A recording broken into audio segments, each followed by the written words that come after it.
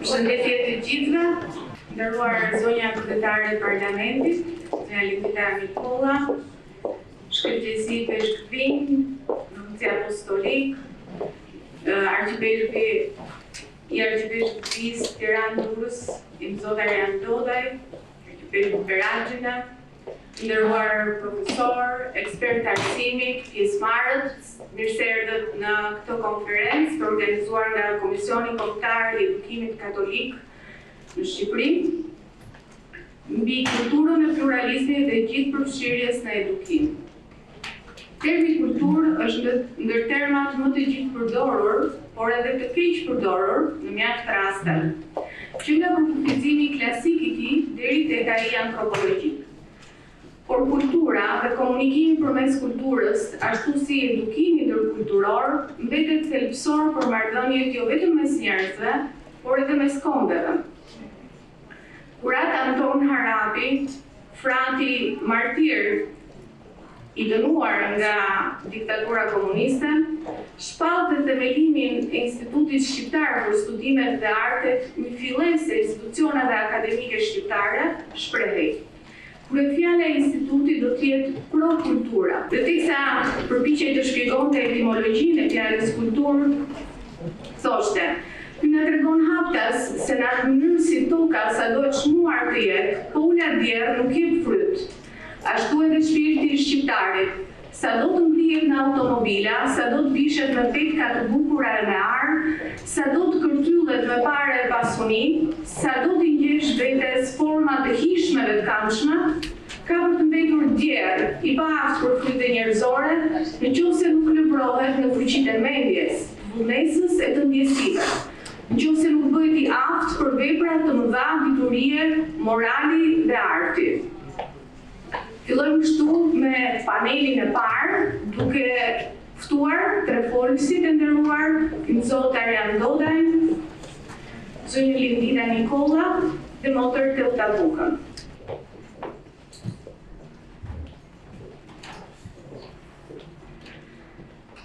Institucionet katolike të edukimit kanë pasur një rol të rëndësishëm në historinë e arsimit shqiptar, që me themelimin e shkollave të para, me guximin e statusit intelektual dhe dashurinë e forcës në fe e besim, kanë pasur gjithmonë një rol inovues në momente të rëndësishme kthesash dhe zhvillimes të shoqërisë shqiptare.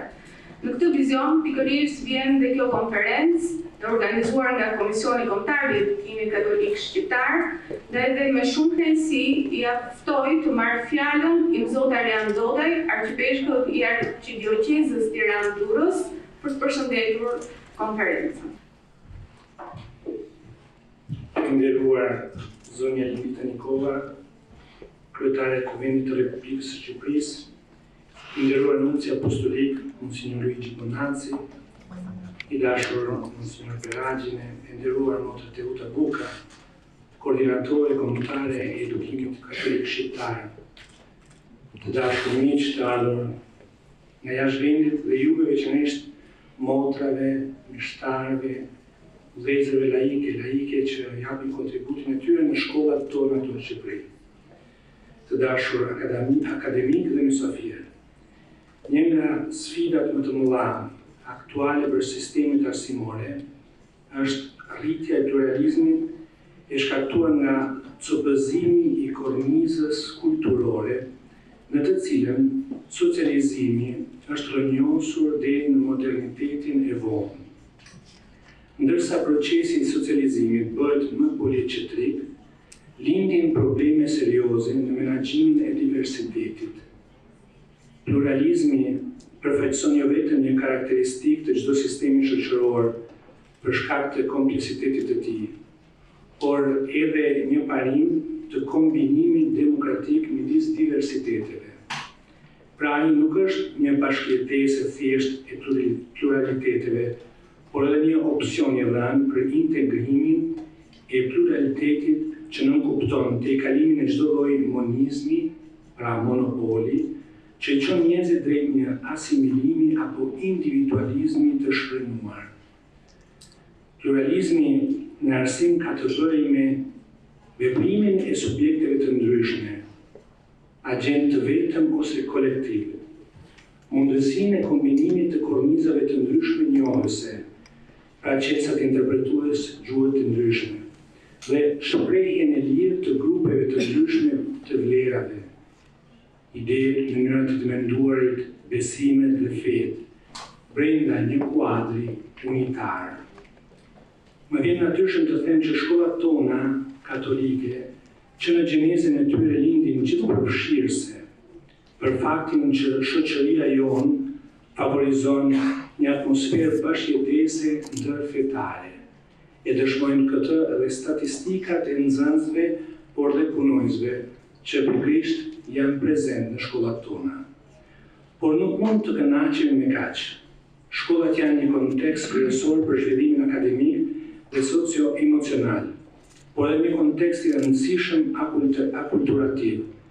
Ky është veçanërisht rasti në adoleshencë, e cila është një periudhë kritike për zhvillimin e një identiteti social dhe etnik, si dhe për arsyetimin moral dhe qëndrimet ndërgrupore. Prandaj mënyra se si shkollat i qasen çështjeve të diversitetit kulturor, ka të ngjarë të ndikojë në këto procese zhvillimore dhe kulturore dhe në rezultatet e përshtatjes. Në këto vite, Europa ka pranuar një numër pothuajse të paprecedent emigrantësh, kryesisht të ardhur si refugjat nga zonat e shkatëruara të luftës, me çështjet globale si ndryshimi i klimës. Ato vijojnë të shohim gjithmonë më shumë, e ka të ngjarë të jetë vetëm fillimi një epoke të re të emigrimit masiv, i cili do të rrisë më tej diversifikimin e shoqërive evropiane dhe shoqërinë tonë shqiptare, siç e shohim dhe në traktativat e fundit dhe në konventat e fundit. Për këtë arsye, jemi të bindur që arsimi është themelor për ndërtimin e një shoqërie të aftë për të qenë gjithëpërfshirëse. Por për këtë duhet guxim, pasi është një përfshirje që shkon drejt të gjithë të përjashtuarve. Si asnjëherë më parë, kemi nevojë për të bashkuar përpjekjet në një aleancë të gjerë arsimore, për të trajnuar njerëz të aftë, për të kapërcyer fragmentimet dhe konfliktet, për një njerëzim më vëllazëror. Pra, atë që Papa Francesku e thot për vëllazërinë, të gjithë vëllezër, të aftë për të dëgjuar me durinë. Për të arritur këto objektiva duhet guxim për të vënë pikërisht njeriu në qendër. Guxim për të investuar energjitë tona më të mira. Guxim për të trajnuar njerëz të gatshëm për të vënë veten në shërbim të bashkësisë. Arsimi është e nevojshme të jetë sunimi që të sjellë njeriu në njohjen e vetvetes dhe të shtëpisë së përbashkët në të cilën ai vendos të jetojë, dhe mbi të gjitha për të zbuluar vëllazërinë si një marrëdhënie që prodhon përbërjen multikulturore të njerëzimit, një burim pasurimi reciprok. Për ne si Kishë Katolike, kjo është një pjesë integrale e mesazhit të gëzueshëm të Ungjillit, ku Jezusi na thotë që ka ardhur për të shërbyer. Sot është e nevojshme të përshpejtohet kjo lëvizje arsimore gjithëpërfshirëse për të frenuar kulturën e mbetjeve, siç na porosit Papa Francesku.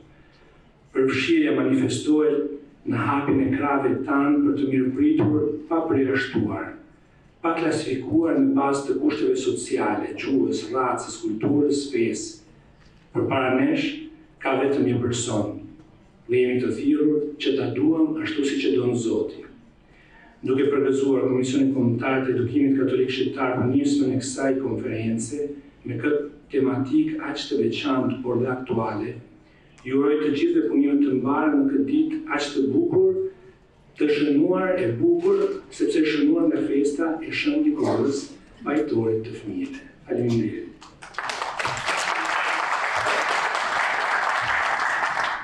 Faleminderit Enson. Pas luftës së dytë botërore, ringritja kulturore dhe shpirtërore ishte një domosdoshmëri për rimëkëmbjen e kombëve. Kështu Asambleja Parlamentare në Këshillin e Europës nisi punën për ruajtjen e trashëgimisë.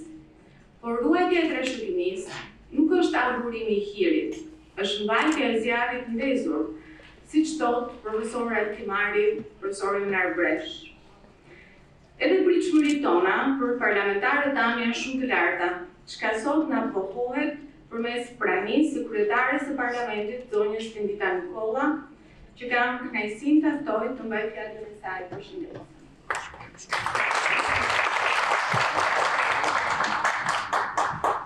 Përshëndetje të gjithëve, nderuar Zot Arian Dodaj, nderuar Nunci Apostolik Bonanti, nderuar profesorë të ftuar, specialistë arsimit, zonja e zotërinj.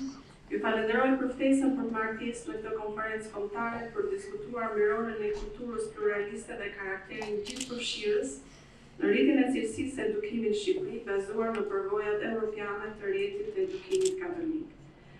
Dëshiroj të nënvizoj që në fillim se edukimi arsimor në Shqipëri duhet të jetë dhe është pjesë e procesit të edukimit të vlerave evropiane. Kjo përpas, më mirë të themi ky element thelbësor i procesit të edukimit nuk është një kërkesë e jashtme konjunkturale dhe as një standard pragmatist, që buron nga procesi i integrimit evropian Shqipërisë. Integrimi dhe edukimi evropian buron nga rrënjët dhe identiteti evropian i shqiptarëve. Si i tillë, ky edukim buron nga nevojat e brendshme të sistemit dhe është e do të vijojë të jetë një përbërës i edukimit arsimor dhe qytetar dhe pasandarësimit tonë në familjen evropiane. Unë vlerësoj shumë nismën e Komisionit Kombëtar të Edukimit Katolik dhe Komisionit Shqiptar për Arsimin Katolik për të adresuar këtë çështje si një nga piktakimet e shoqërisë me besimin dhe të edukimit fetar me edukimin arsimor qytetar. Në vlerësimin tim, kontributi i institucioneve dhe vlerave fetare në procesin e edukimit ndihmon në brendësimin e dijeve, vlerave dhe normave qytetare e demokratike në personalitetin e të rinjve. Ky kontribut i jep gjithashtu edukimit shkollor një dimension më theksuar morale njerëzor dhe është një motivim i shtuar për edukimin qytetar dhe edukimin demokratik. Sinergjia midis kulturës pluraliste demokratike dhe edukimit qytetar nuk është një gjë e re për shoqërinë shqiptare. Gjysmë shekull i regjimit totalitar dhe i edukimit njëdimensional që përjetoi shoqëria shqiptare ishte vetëm një ndërprerje. Dhe pse jo e shkurtër, në kulturën demokratike të shqiptarëve, në vlerat e tyre evropiane, pranimin e njëri tjetrit dhe fëqinjsinë dhe shkëmbimet me kulturat e popujve të tjerë. Tashmë ne jemi kthyer jo vetëm në pluralizmin politik, ekonominë e tregut, por edhe në vërnjët tona evropiane. Kultura e pluralizmit politik ushqehet dhe po ushqen identitetin tonë evropian. Dhe kur kjo sinergji fillon të realizohet që në fazat e para të shkollimit, kjo përbën një garanci për karakterin solid dhe qëndrueshëm të formimit kulturor të vajzave e djemve të Shqipërisë, sidomos për socializimin e tyre politik. Edukimi qytetar dhe demokratik nuk është një qëllim në vetvete, por pjesë përbërëse e pjesëmarrjes dhe kontributit të qytetarëve në një shoqëri demokratike. Në këtë kontekst, karakteri gjithëpërfshirës i edukimit i paraprin dhe mbështet karakterin gjithëpërfshirës të pjesëmarrjes së qytetarëve, sidomos të rinisë në proceset demokratike e shoqërore. Fakti është që jo vetëm në Shqipëri, por përgjithsisht në shoqëritë demokratike perëndimore, po konstatohet një lloj ftohje dhe largimi i interesit të rinisë nga proceset dhe institucionet politike. Kjo ndodh edhe për shkak të natyrës konfliktuale të jetës politike, produktivitetit të ulët të veprimtarisë politike dhe besueshmërisë së ulët të institucioneve demokratike. Po ndodh edhe për shkak të karakterit refraktar të institucioneve dhe inercive tona që na pengojnë për gjetur rrugën, formën dhe mjetet politike parlamentare që na afrojnë me vajzat dhe djemtë të Shqipërisë.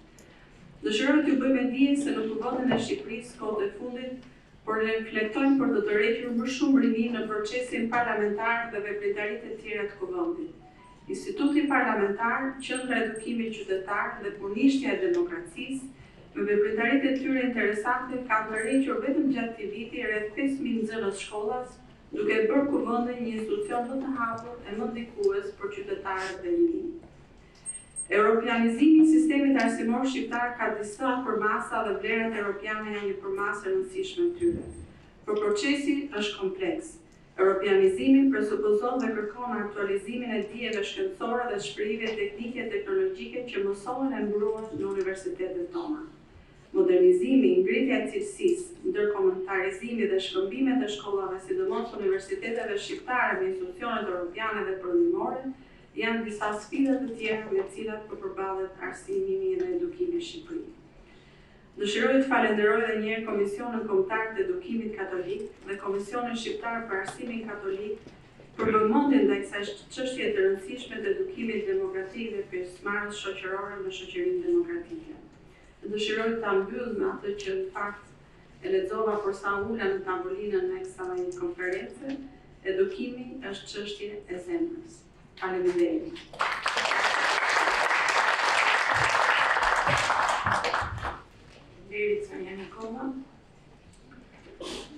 Gjatë diktaturës, klasa punëtore nxitej për shpikje dhe racionalizime, kurse intelektualët shpesh konformoheshin me përshtatjen nga frika për mendimin të lirë. Ky orientim rriti prodhimin shkencor, por pengoi zhvillimin e mendimit të lirë shkencor, frenoi kontributin shqiptar në shkencë, duket se ishin të mbyllur në mendimin kolektiv. Ndërkohë në 50 vjetorin e Konferencës Evropiane të Kulturës, drejtori i përgjithshëm për edukimin, kulturën, trashëgiminë, rinin dhe sportin në Këshillin e Evropës shkruante: pra, kultura nuk është vetëm njëra nga shumë fushat e interesimit institucional. Ajo përshkon ose duhet gjithsesi të përshkojë të gjitha aspektet e jetës në shoqëri. Nuk është çudi që regjimet totalitare përdorin kulturën si një mjet për të thurur lap dhe liderëve të tyre dhe për përfitime të padukshme. Dhe ekziston gjithmonë rreziku, madje edhe në demokraci. E ja, këtu shpërfaqet dhe integriteti i personit në statusin institucional. Siç kemi fatin të kemi mes nesh Motër Teuta Bukën, koordinatoren kombëtare të edukimit katolik shqiptar dhe ideatoren e kësaj konference, cilën dua ta falenderoj veçanërisht dhe ta ftoj me fjalën e saj përshëndetëse. Nderuar kryetare e Parlamentit, Zonja Nikolla, nderuar shkëlqësi, nunci apostolik, nderuar i Zot Masafra, që shpresoj të shpejt po na vjen, nderuar i Zot Arjan, të nderuar të dashur miq të edukimit katolik evropian, në personin e Jose Maris, si president i CEC-s, i dashur profesor Jan, drejtues e mësues të shkollave të rjetit tonë dhe çdo institucioni tjetër, përfaqësues të organizatave jo qeveritare, kam kënaqësinë që si koordinatore kombëtare e Komisionit Katolik për Edukimin Katolik, që është enti i Kishës Katolike, ju jap mirëseardhjen në këtë konferencë. KKEKSH mbledh një rrjet prej 45 institucionesh arsimore, jo profi, pra jemi jo vetëm shkolla jo fetare, edhe pse të themeluara nga entet e Kishës Katolike, por edhe jo profi, në arsim parauniversitar dhe zhvillon kryesisht veprimtarinë e vet mbështetëse edhe formuese, promovuese për të gjitha këto shkolla. Dhe po ashtu në nivel kombëtar japim kontributin ton në të mirë të edukimit në Shqipëri, sikurse është edhe ky organizim dhe kjo konferencë që po bëjmë sot.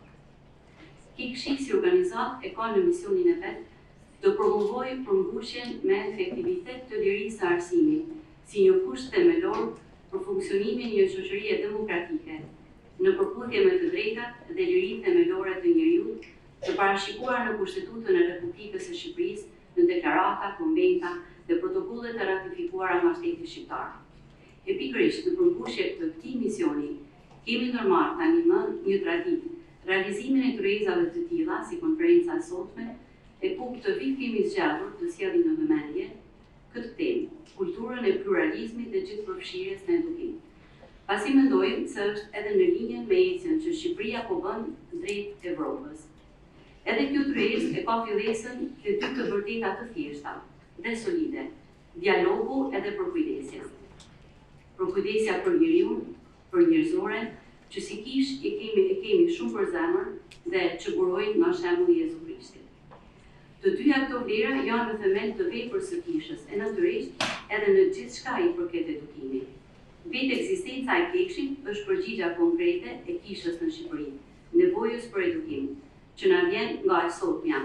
E në këtë mënyrë, për kishën bëhet konkrete përkujdesja e saj, duke krijuar mundësi që shërbimi ynë në fushën e edukimit, në krah të prindërve të familjes, të jetë shërbim jo vetëm cilësor, edhe afatgjat, por edhe i hapur e kontribues në cilësinë edhe vëmendjen edukative ndaj brezit të ri. Vetë Papa Francisku, kur na ka ftuar në paktin global, në paktin edukativ global, thot kështu. Është e nevojshme të bashkojmë përpjekjet, të krijojmë një pakt edukativ për të formuar njerëz të pjekur, të aftë të jetojnë në shoqëri dhe për shoqërinë. Një thënie afrikane, thot Papa, thot që për të edukuar një fëmijë është e nevojshme një fshat i tërë, por duhet ta ndërtojmë këtë fshat, të gjithë së bashku për të edukuar fëmijën, për të edukuar të ardhmen. Dëshirojmë që në këtë hapësirë të kuvendojmë së pari në liri e të vijemi ne në dëgjim. Në dëgjim të përvojave dhe të këndvështrimeve të ndryshme, si evropiane, nga miqtë tanë të ftuar, por edhe perspektivat dhe kontributet që secili për ju do të sjellë dhe personalisht ju ftoj ta bëni direkt këtu në sallë duke bërë pyetje dhe ndërhyrjet tuaja pas paneleve. Së dyti, jam shpresë plote që edhe ne të jemi të dëgjuar si edukim katolik në propozimet tona vullnet mira, në dobi të edukimit, të bindur se vizioni ynë, vlerat tona, jo vetëm tona si edukim katolik, por gjithë atyre institucioneve që edhe komunitetet e tjera fetare kanë themeluar, të jenë në dispozicion të vendit tonë.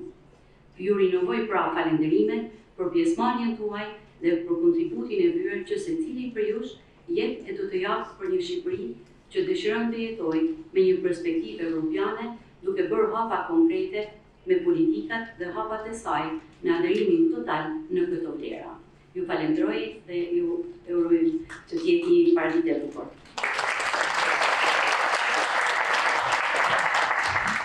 Falenderojmë për fjalët tuaja dhe që vullneti shpreh me institucionet e këtij një përshkruajtje edhe nga kryetari i parlamentit, kështu që kënaqësi për të gjithë. Dhe tani mund të kalojmë në panelin e parë dhe kështu do të ftoja zotin Jose Maria Alvira, zotin Injasi Grau dhe zotin Ezio Delfino. Krijuar në vitin 1974 si sekretariat rajonal i Zyrës Ndërkombëtare të Arsimit Katolik, Komiteti Evropian për Arsimin Katolik përsot një shoqatë ndërkombëtare në kuadër të cilës bashkëpunojnë 29 rrjete arsimore katolike në 27 vendet e Europës qendrore, lindore, perëndimore. Kjo shërbyer si një vend takimi për drejtuesit e këtyre rrjeteve, por edhe një qendër studimi dhe informacioni. Në këtë mënyrë, ajo përfaqëson më shumë se 35.000 shkolla dhe rreth 8 milion studentë. Kemi kënaqësinë që të kemi sot mes nesh zotin Jose Maria Alvira, president i Komisionit Evropian të Edukimit Katolik, dhe e ftoj të mbaj fjalën e tij Shkolla Katolike në Europën e Lirisë dhe të Pluralizmit.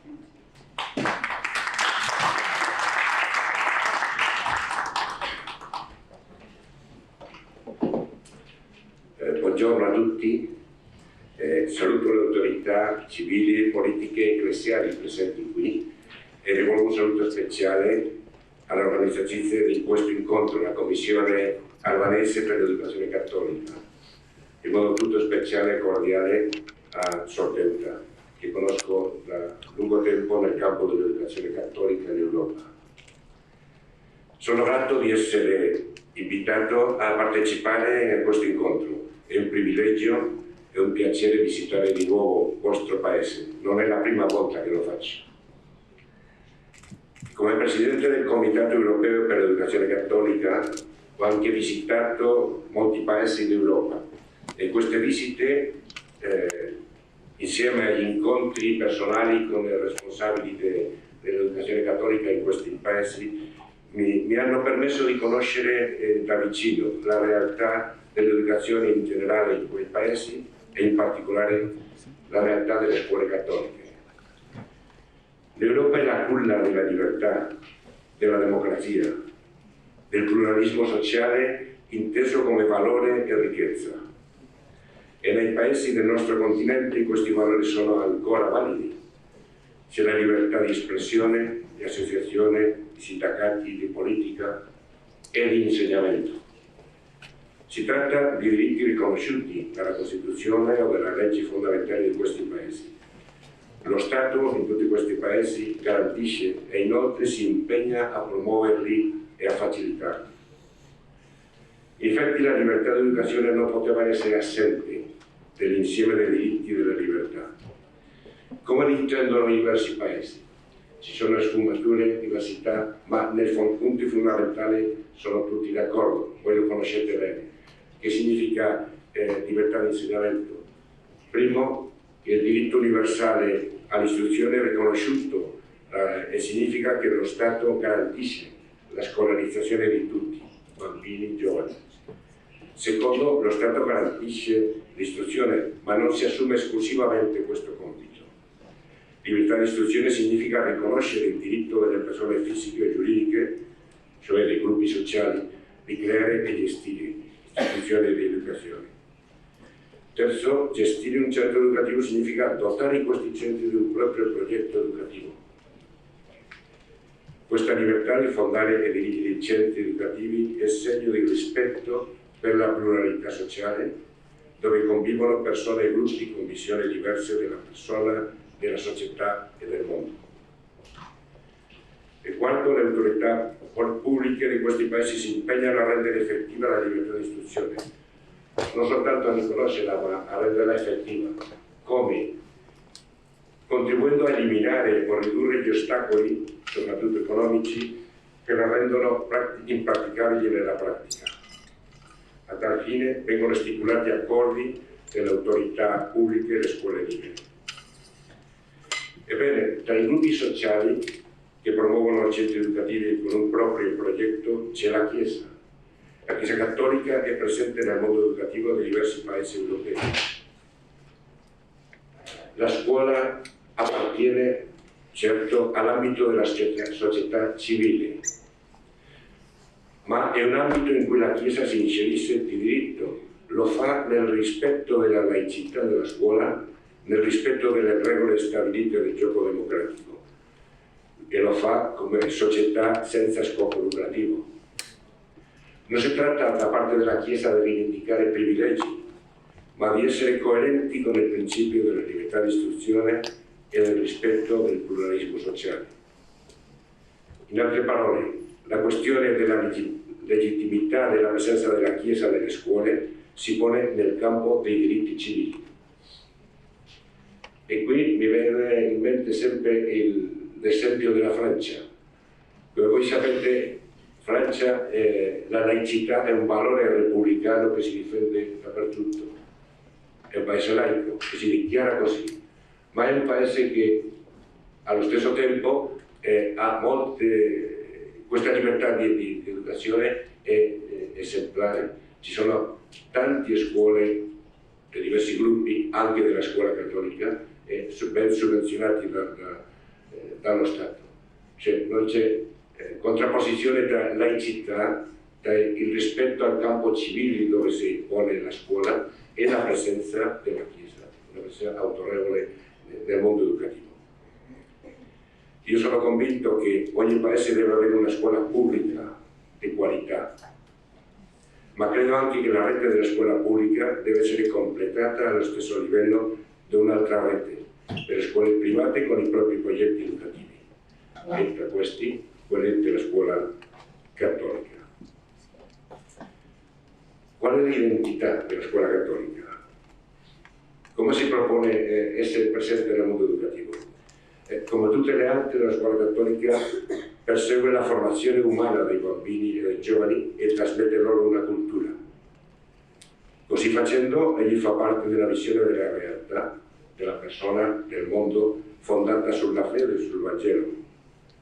Promuove per il bene di tutti il dialogo tra fede, cultura e vita. E lo fa, e deve farlo sempre, nel massimo rispetto delle scelte personali di ogni studente, di ogni famiglia, senza indottrinamento, ma senza rinunciare alla propria identità. E finalmente potremmo chiederci qual è il contributo della scuola cattolica, il contributo specifico particolare della scuola cattolica alla società. Io penso che la scuola cattolica presente nella società porta libertà, dando attuazione di atto reale al principio della libertà di educazione. Porta anche equità, uguaglianza, perché la scuola cattolica è aperta a tutti allo stesso modo. In altre parole, armonizza i due grandi principi: libertà e uguaglianza e equità. Fornisce la scuola cattolica alla società anche qualità, e qui potremmo discutere cosa significa qualità nell'educazione, nella scuola. Ci sono diverse posizioni, ma io direi qualità significa avere, almeno questi elementi a me sembrano importanti. Qualità educativa significa avere un progetto coerente che dà senso a tutta l'attività che si svolge nella scuola, un progetto coerente. Un alto livello accademico alla misura delle possibilità e delle capacità di ogni studente. Qualità significa anche attenzione ai più deboli, agli allievi più deboli, in tutti i sensi. E qualità significa un clima interno della scuola che favorisce una vera comunità educativa. E qualità significa innovazione e creatività. Tutti questi elementi io penso che sono presenti, almeno quello che io conosco, nelle scuole cattoliche nell'Europa. Le scuole cattoliche preparano i giovani a essere cittadini responsabili.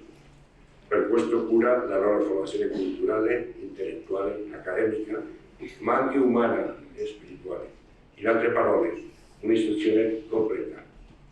Per questo la scuola cattolica non è primariamente al servizio della Chiesa, ma soprattutto al servizio della società. E concludo con queste parole dei vescovi belgi. Come ogni scuola organizzata e sovvenzionata dalle autorità pubbliche, la scuola cattolica vuole essere al servizio dei bambini e dei giovani. Cerca di rispondere al diritto della società, degli studenti e dei genitori ad un insegnamento e un'educazione che promuovano lo sviluppo della persona e del cittadino, nonché l'emancipazione sociale di tutti. Grazie per il vostro ascolto.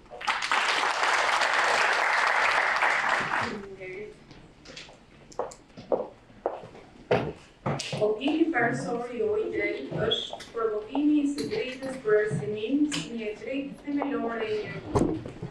Një drejtë e tillë nuk mund të ekzistojë pa pranim dhe mbështetjen shtetërore, si dhe mbrojtjen e lirive individuale. Veprimi i OIDEL bazohet kryesisht në nenin 26 të Deklaratës Universale të Drejtave të Njeriut dhe nenin 13 të Paktit Ndërkombëtar për të drejtat ekonomike, sociale dhe kulturore. Kemi kënaqësinë të kemi sot mes nesh një ekspert me një përvojë të madhe në lidhje me lirinë e edukimit, të arsimimit, dhe jemi të bindur që do të ketë një kontribut të rëndësishëm në konferencën tonë. Dhe ftoj tani zotin Injasi Grau, drejtori i përgjithshëm i OIDEL, për të bërë kontesën pluralizmi edukativ në Europë, një indikator i edukimit për të gjithë.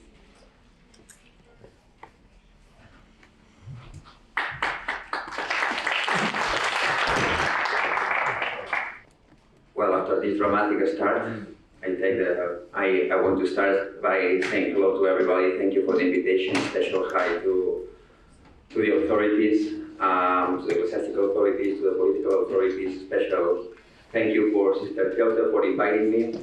And let me introduce myself first. It has been a good introduction, but I'm the director of an NGO called OIDEL. OIDEL is an NGO specialized on freedom to education from an international perspective. And whenever there is a discussion on freedom of education, we are there, and that's why we are here to talk about these topics with you. What I would like to do today, here, briefly, is to introduce to you the state of situation of freedom to education at the European level, introducing you how this freedom is recognized at the European level, and what is the state of the discussion and the landscape at the European Union level. So, when we talk about, I bring my computer with me, which is not working, so I'm going to put it aside. And so when we're talking about the European Union, and we talk about freedom of education, the first document we have to take a look is the Charter of Fundamental Rights of the European Union. And freedom of education is defined in two important pillars. First, the freedom to found educational establishments, first pillar, and second, the right of parents to choose education they want for their children. It is really important because this choice has its own place. It's not like the same choice of going to a market and buy whatever you want. It's a choice in order they can adapt their educational choices to their religious, philosophical, and pedagogical convictions. So this is an answer of the plurality of the European society, also in the educational field. Also, it's relevant. Okay. Also, it's relevant to take in mind that this is an important issue for Europe, and recently in 2018, talking about inclusiveness in education, what I think they mention is the importance of public funding for educational choice. Otherwise, the only ones who will be able to enjoy this freedom would be the families with enough income, and this would not be inclusive. And another important part of that is that they say, well, they encourage the states of the European Union to publicly support the different schools of the different non-governmental schools as far as they are non-profit. So what is the landscape? What is the landscape? Well, OIDEL, just to give you a context, OIDEL does every few years a report called the Freedom of Education Index, which enables us to see what is the state of situation of freedom of education in the world. And I want to share you a little bit some of the results of that so you can have an idea of what is the state of situation of freedom of education. And this is really interesting because we hear a lot of things about freedom of education index. About freedom of education, we feel like a democratic country should have only and exclusively a public system, but when we go into details, we will realize that it's actually strong democracies also have a strong pluralistic system. So let us start by the Constitution. 82% of the constitutions of the European Union, and that's 22 out of 27, recognize freedom of education in their constitutions. Some countries they don't, but then when they go into the constitutional course, like France, the constitutional course recognizes freedom of education as a pillar of the right to education. Also, it's important to mention that some countries, such as the Netherlands or Slovenia, even recognize the importance of public funding to non-governmental schools to grant this freedom, because they say, like, if parents have to pay extra to exercise this freedom, this is not a real freedom. This is a privilege. Let's talk about funding. Don't worry, I'm going to explain that, because if you just look at it, it's extremely boring, but now I'm going to make this really interesting. So, one interesting thing that we get from that images is like 78% of the countries of the European Union at least fund the salaries of the teachers of non-governmental schools, which is, as you all know, an important part of the cost of non-governmental schools. There is only one country today that doesn't provide any sort of funding to non-governmental schools, which is Greece. And if you see all these green colors here, it's because since 2016 until now, there has been a positive tendency. So it's true that there is a lot of political tensions around educational pluralism, again, around freedom of education, but yet, despite the COVID crisis, despite the political tension, despite the tendency in European Union countries is that there is more funding to non-governmental schools now than in 2016.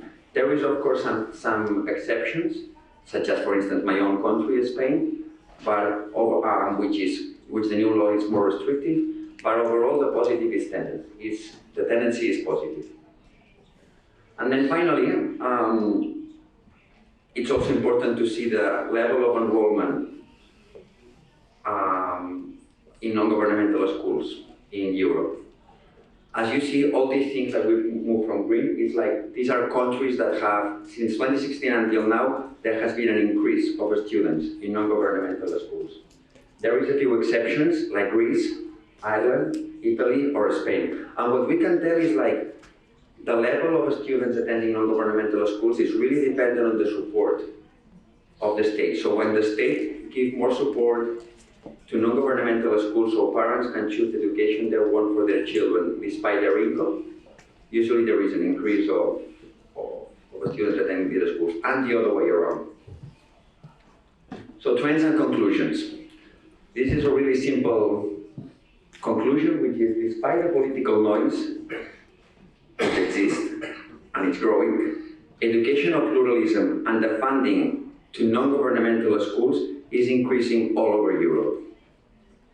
So my conclusion basically is like, I encourage you, all my Albanese friends, this is a cornerstone of European democracies. Like, if a democracy is a system that, as you know, trusts their citizens, and education cannot be an exception.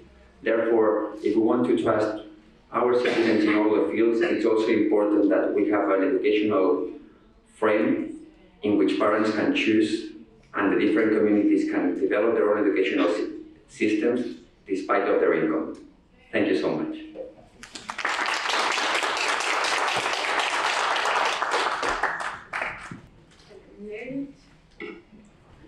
Disal bashkon drejtuesit e shkollave autonome të lira, presidenti i saj, Ezio Delfino, ka parastruar edhe më herët çështjet kryesore që prekin profilet e menaxherit të shkollës, drejtuesit të shkollës, i cili gjithnjë më shumë thirret të zhvillojë aftësi të një profili të lartë planifikimi dhe menaxhimi, si dhe sjelljen e risive në sistemet organizative.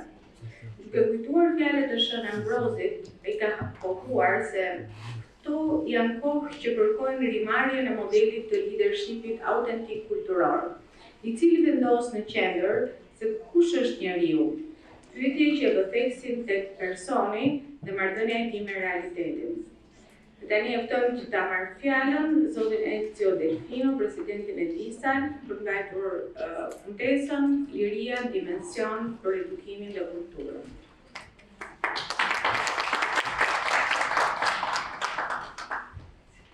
Perché vale la pena educare? L'educazione è un atto naturale e fondamentale attraverso il quale l'uomo comunica se stesso e accompagna i propri figli nell'avventura della conoscenza e nel cammino della vita.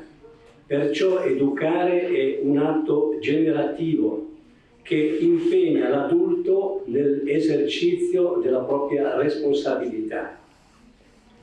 Educare significa aiutare l'animo del ragazzo a entrare nella totalità della realtà e della vita, fino al suo significato. E non si può educare se non rivolgendosi alla libertà del ragazzo, tutti noi lo sappiamo quanto questo sia importante, chiamando questa libertà alla responsabilità e all'azione.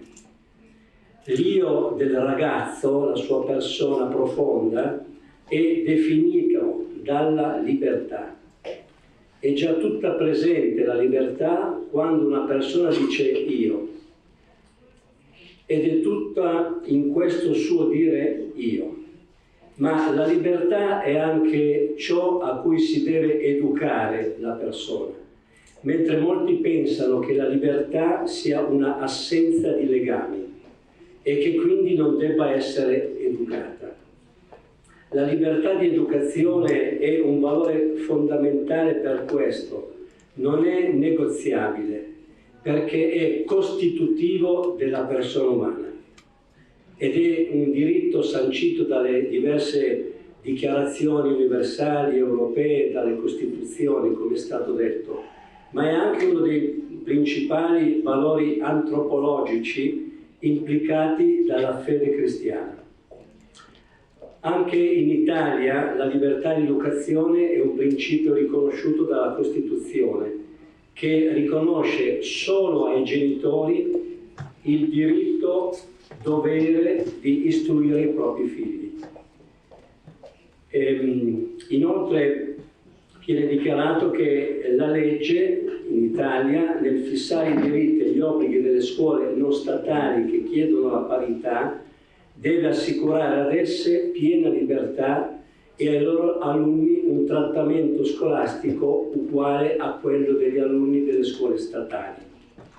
In Italia vi è un sistema pubblico formato da scuole statali e non statali paritarie, e i soggetti privati e pubblici possono istituire scuole senza spese per lo Stato, e le scuole così istituite possono chiedere e ottenere la parità come per le scuole statali.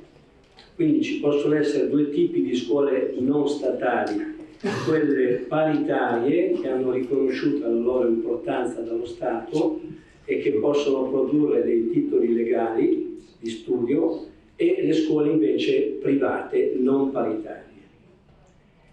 Provo adesso a rispondere a una domanda che mi sono posto. È giusto che i genitori possano scegliere la scuola per i propri figli? Da alcuni studi internazionali molti affermano dichiaratamente che non è giusto, per due motivi principalmente. Il primo è legato alla possibilità di un rischio, quello di una segmentazione sociale e culturale, cioè siccome solo i genitori di scuole di famiglie ricche, più avvantaggiate, hanno i mezzi sociali, economici e culturali per poter decidere in modo libero la scuola per i propri figli, se si lasciasse la libertà di scelta si creerebbero scuole di serie A e di serie B. Un secondo motivo, contrario alla libertà di scelta, è legato a quello che viene definita la incapacità dei genitori di scegliere il meglio per i propri figli. Cioè il rischio che i genitori sbagliano a scegliere la scuola, diciamo legandosi ideologicamente a un credo religioso, a una affinità di valori tra la propria esperienza e la scuola, oppure lasciandosi attrarre dalla bellezza degli spazi fisici delle aule o guardando solo alle performance in uscita dei ragazzi. E quindi per evitare questi due tipi di problemi, molti esperti suggeriscono di assegnare la scuola agli studenti sulla base semplicemente della residenza geografica. In molte situazioni anche nel mondo è così.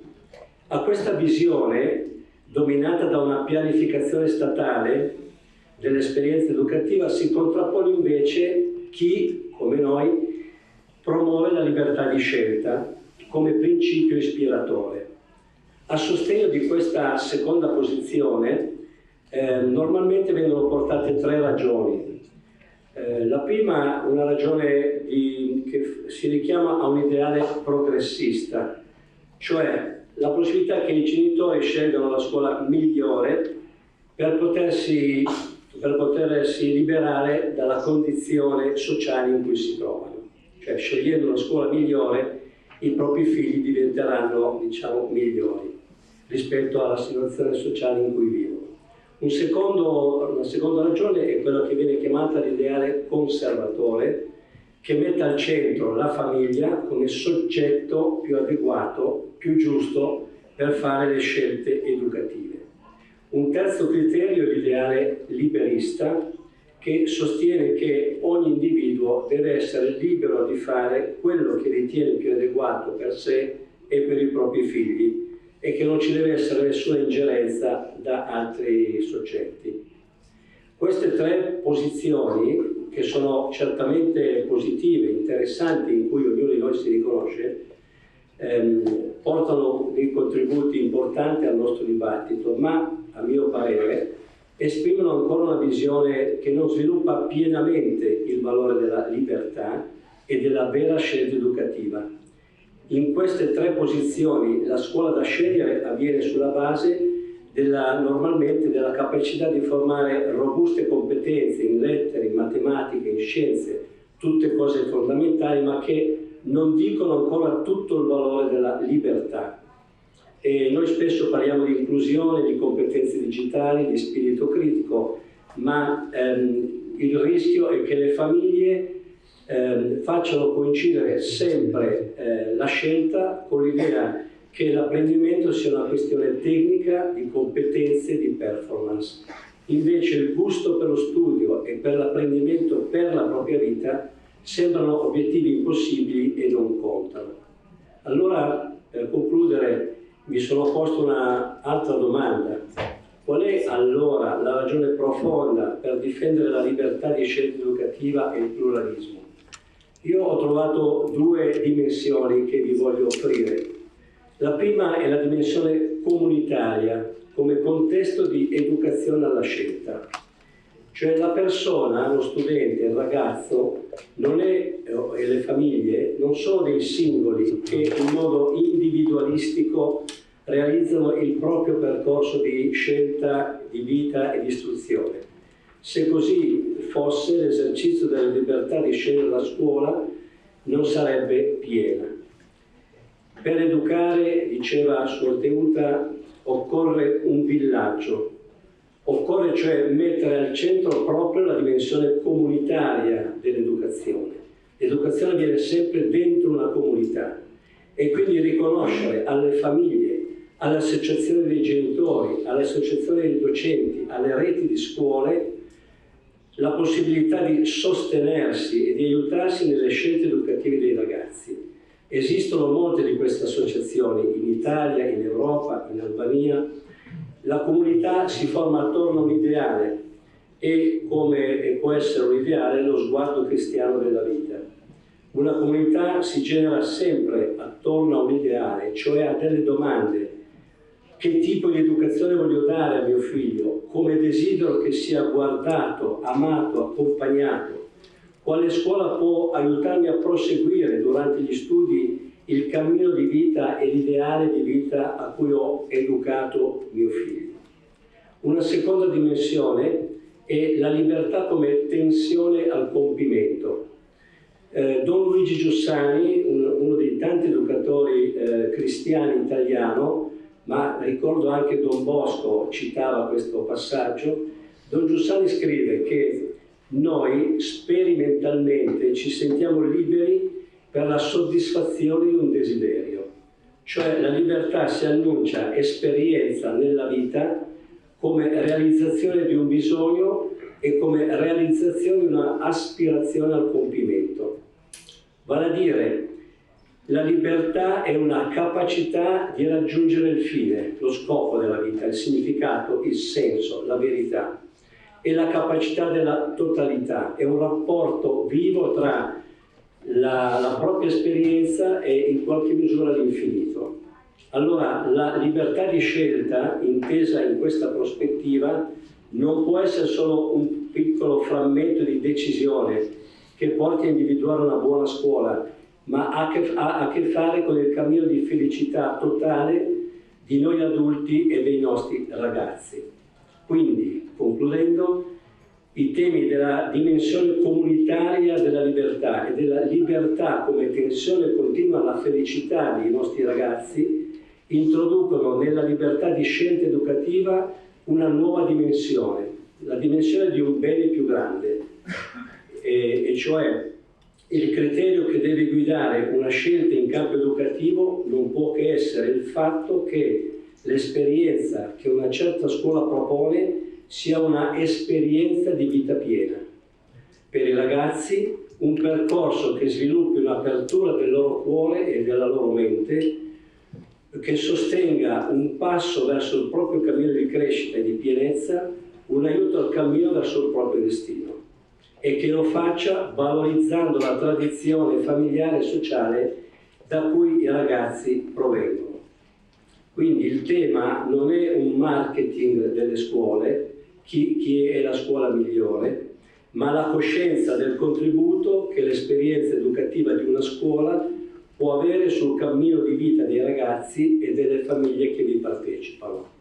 Che le scuole, gli insegnanti, i direttori accettino questa sfida educativa e non solo la sfida formativa è il presupposto affinché vi sia un vero pluralismo educativo e non appena un mercato dell'istruzione.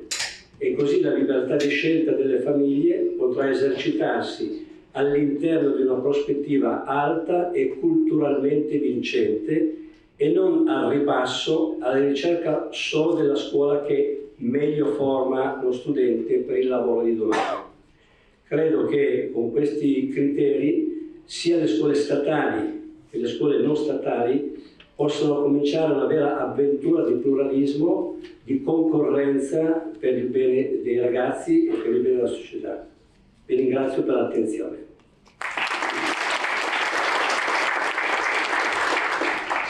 Falenderojmë folësit e panelit të parë për prezantimet e tyre që besoj se në ndihmuan të gjithëve për të sqaruar njësër konceptesh që lidhen me lirinë e edukimit, me konceptet e një qytetarie demokratike, për cilat ne në Shqipëri flasim shumë, po kjo është një çështje mendësie dhe mendësia do kohë që të demokratizohet. Faleminderit. Dhe tani kalojmë në panelin e dytë, duke ftuar folësit e panelit të dytë. Zonja Nina Guga, zëvendës ministre e arsimit, Monsignor Angelo Massafra, presidentin e Komisionit Kombëtar të Edukimit Katolik Shqiptar, dhe profesor Jan de Groot, themelues dhe kryetari Elas. Të nisim këtë panel, ku vëmendja do të përqendrohet në rolin e pluralizmit kulturor në ndërtimin e identitetit evropian të Shqipërisë. Kur përgatitej projekti buxheti për vitin 1921-22, atëherë kishte përgatitur një ligjëratë për reformën arsimore në Shqipëri, të cilën nuk e mbajti dot pasi parlamenti u shpërnda, por ajo ligjëratë u votua në Yllin e Dritës. Në të ndër të tjera i thekson se ndërkombët e qytetëruara, shkolla, bashkia dhe tempulli përbëjnë trilogjinë epike të qytetërimit dhe të përparimit shoqëror. Shkolla edhe si përfaqësuese e perfeksionit individual dhe kolektiv të njeriut, shprehje e të gjithë përparimit moral dhe material të tij. Kështu në këtë vizion vijojmë ende sot, për më tepër në periudhën kur Shqipëria synon integrimin në Bashkimin Evropian, kur janë hapur negociatat, e po kështu dhe rekomandimet e kapitullit 26 në procesin e skrimit tashmë që ka filluar, synojnë ndër të tjera të promovojnë bashkëpunimin brenda kornizës së politikave të përbashkëta, si rritja e cilësisë së arsimit, dialogu kulturor, ruajtja e pasurisë kulturore, trashëgimia e përbashkët kulturore, dhe forcimi e mbështetja e aktiviteteve dhe bashkëpunimit ndërmjet të gjitha shteteve europiane. Për të folur për hapat që ka bërë dhe po bën Shqipëria në lidhje me kapitullin e 26 të negociatave për antarësim në Bashkimin Evropian, kemi kënaqësinë të kemi zonjën Nina Guga, zëvendës ministre e arsimit. Përshëndetje të gjithëve. Shumë i nderuar i zot Angelo Massara, i nderuar profesor Jean de Goff, i nderuar motër Teuta, i nderuar gjithë pjesëmarrës, kam kënaqësinë dhe nderin të jem sot pjesë e kësaj konference, Kultura e pluralizmit dhe gjithëpërfshirjes në edukim, si pjesë e panelit 2, ku do të diskutojmë mbi rolin e pluralizmit kulturor në ndërtimin e identitetit evropian të Shqipërisë. Si përfaqësuese e Ministrisë së Arsimit dhe Sportit dhe në rolin e negociatore së kapitullit 26 Arsimi dhe Kultura, fjala ime do t'i referohet pikërisht këtyre hapave që ka bërë dhe po bën Shqipëria në lidhje me plotësimin e gjithë direktivave të Komisionit Evropian dhe akisë këtij kapitulli. Aktualisht vendi ynë është në një moment shumë të rëndësishëm dhe po punon për të bërë pjesë e familjes së madhe europiane, ku të gjitha grupet e punës dhe institucionet kontribuese kanë punuar dhe vijojnë të punojnë për të përmbushur të gjitha rekomandimet e Komisionit Evropian, kërkesat në mënyrë që sa më shpejt ne të bëhemi pjesë e Bashkimit Evropian. Në muajin tetor të vitit 2022 u zhvillua në Bruksel takimi shpjegues i kapitullit 26 Arsimi dhe Kultura. Përfaqësuesit e këtij kapitulli morën udhëzimet nga ekspertët e Komisionit Evropian mbi akinë e Bashkimit Evropian dhe për afrimin e saj me legjislacionin shqiptar. Pas këtij takimi u bë një punë intensive për përgatitjen e procesit screening në një takim bilateral, që ishte një nga takimet më të rëndësishme ku institucionet tona shpjeguan në mënyrë të detajuar punën e bërë në 5 vitet e fundit në fushën e arsimit, sportit, arsimit profesional, rinisë dhe kulturës.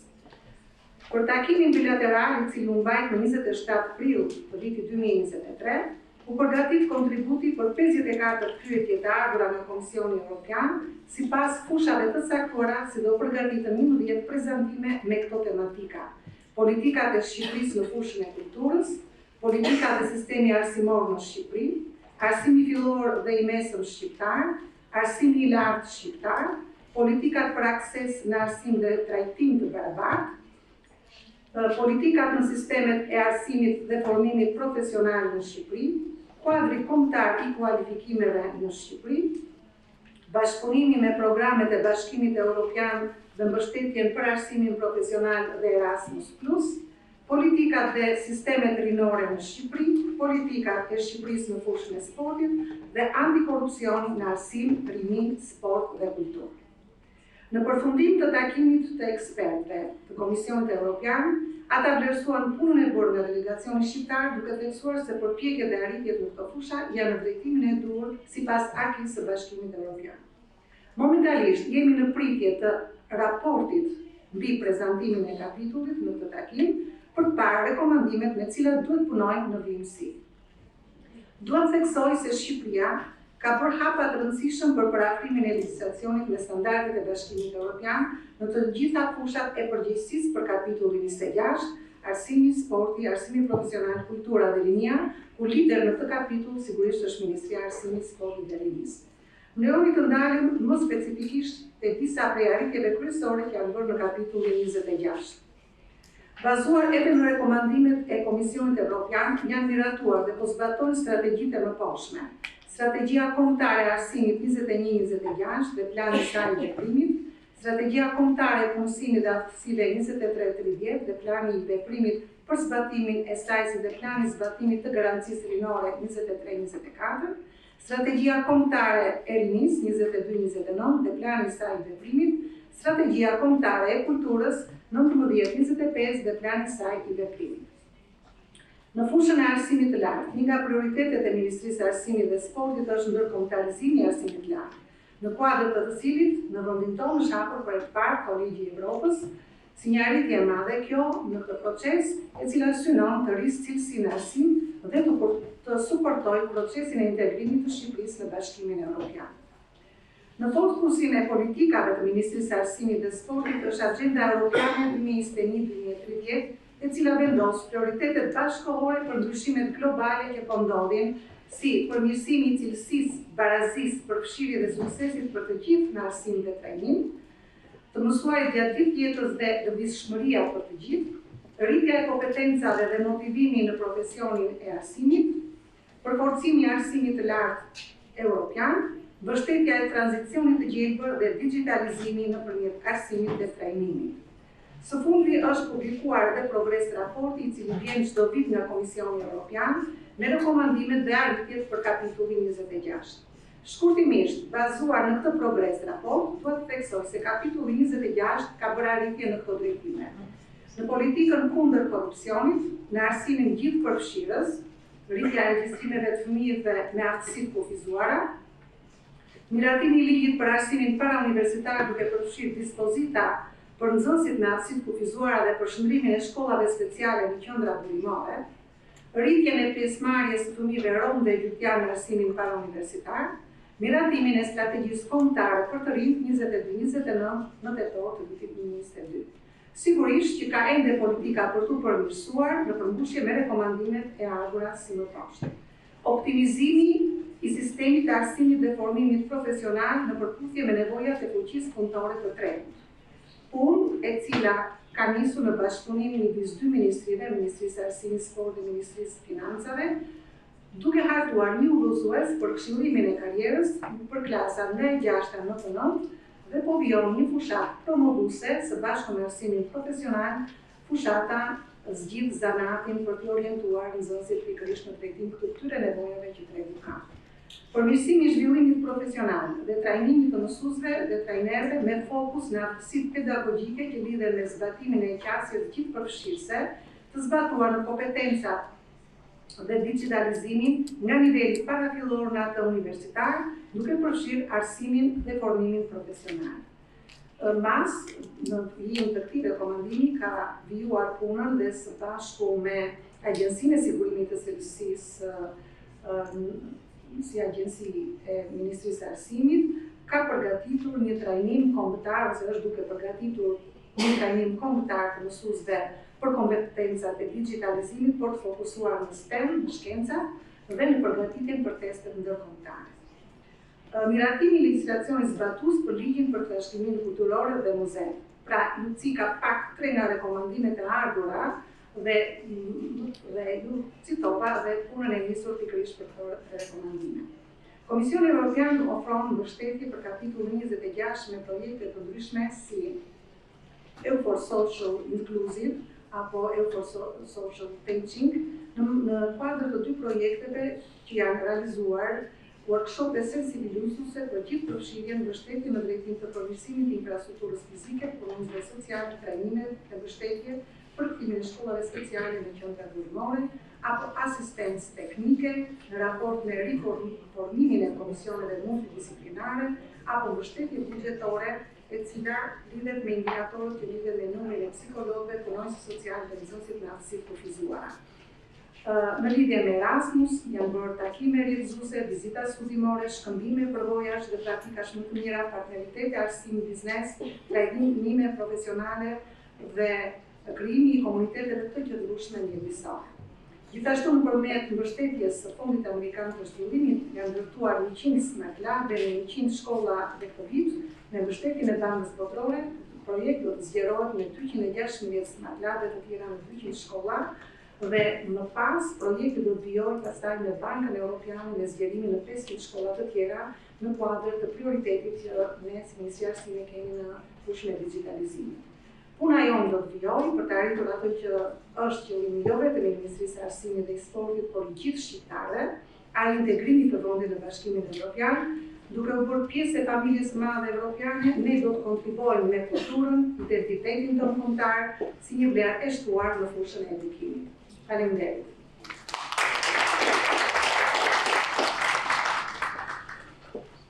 Se herë që flasim për historikun e kulturës dhe të letrave shqipe, nuk mund të mos i referohemi kontributit themelvënës të klerikëve katolik.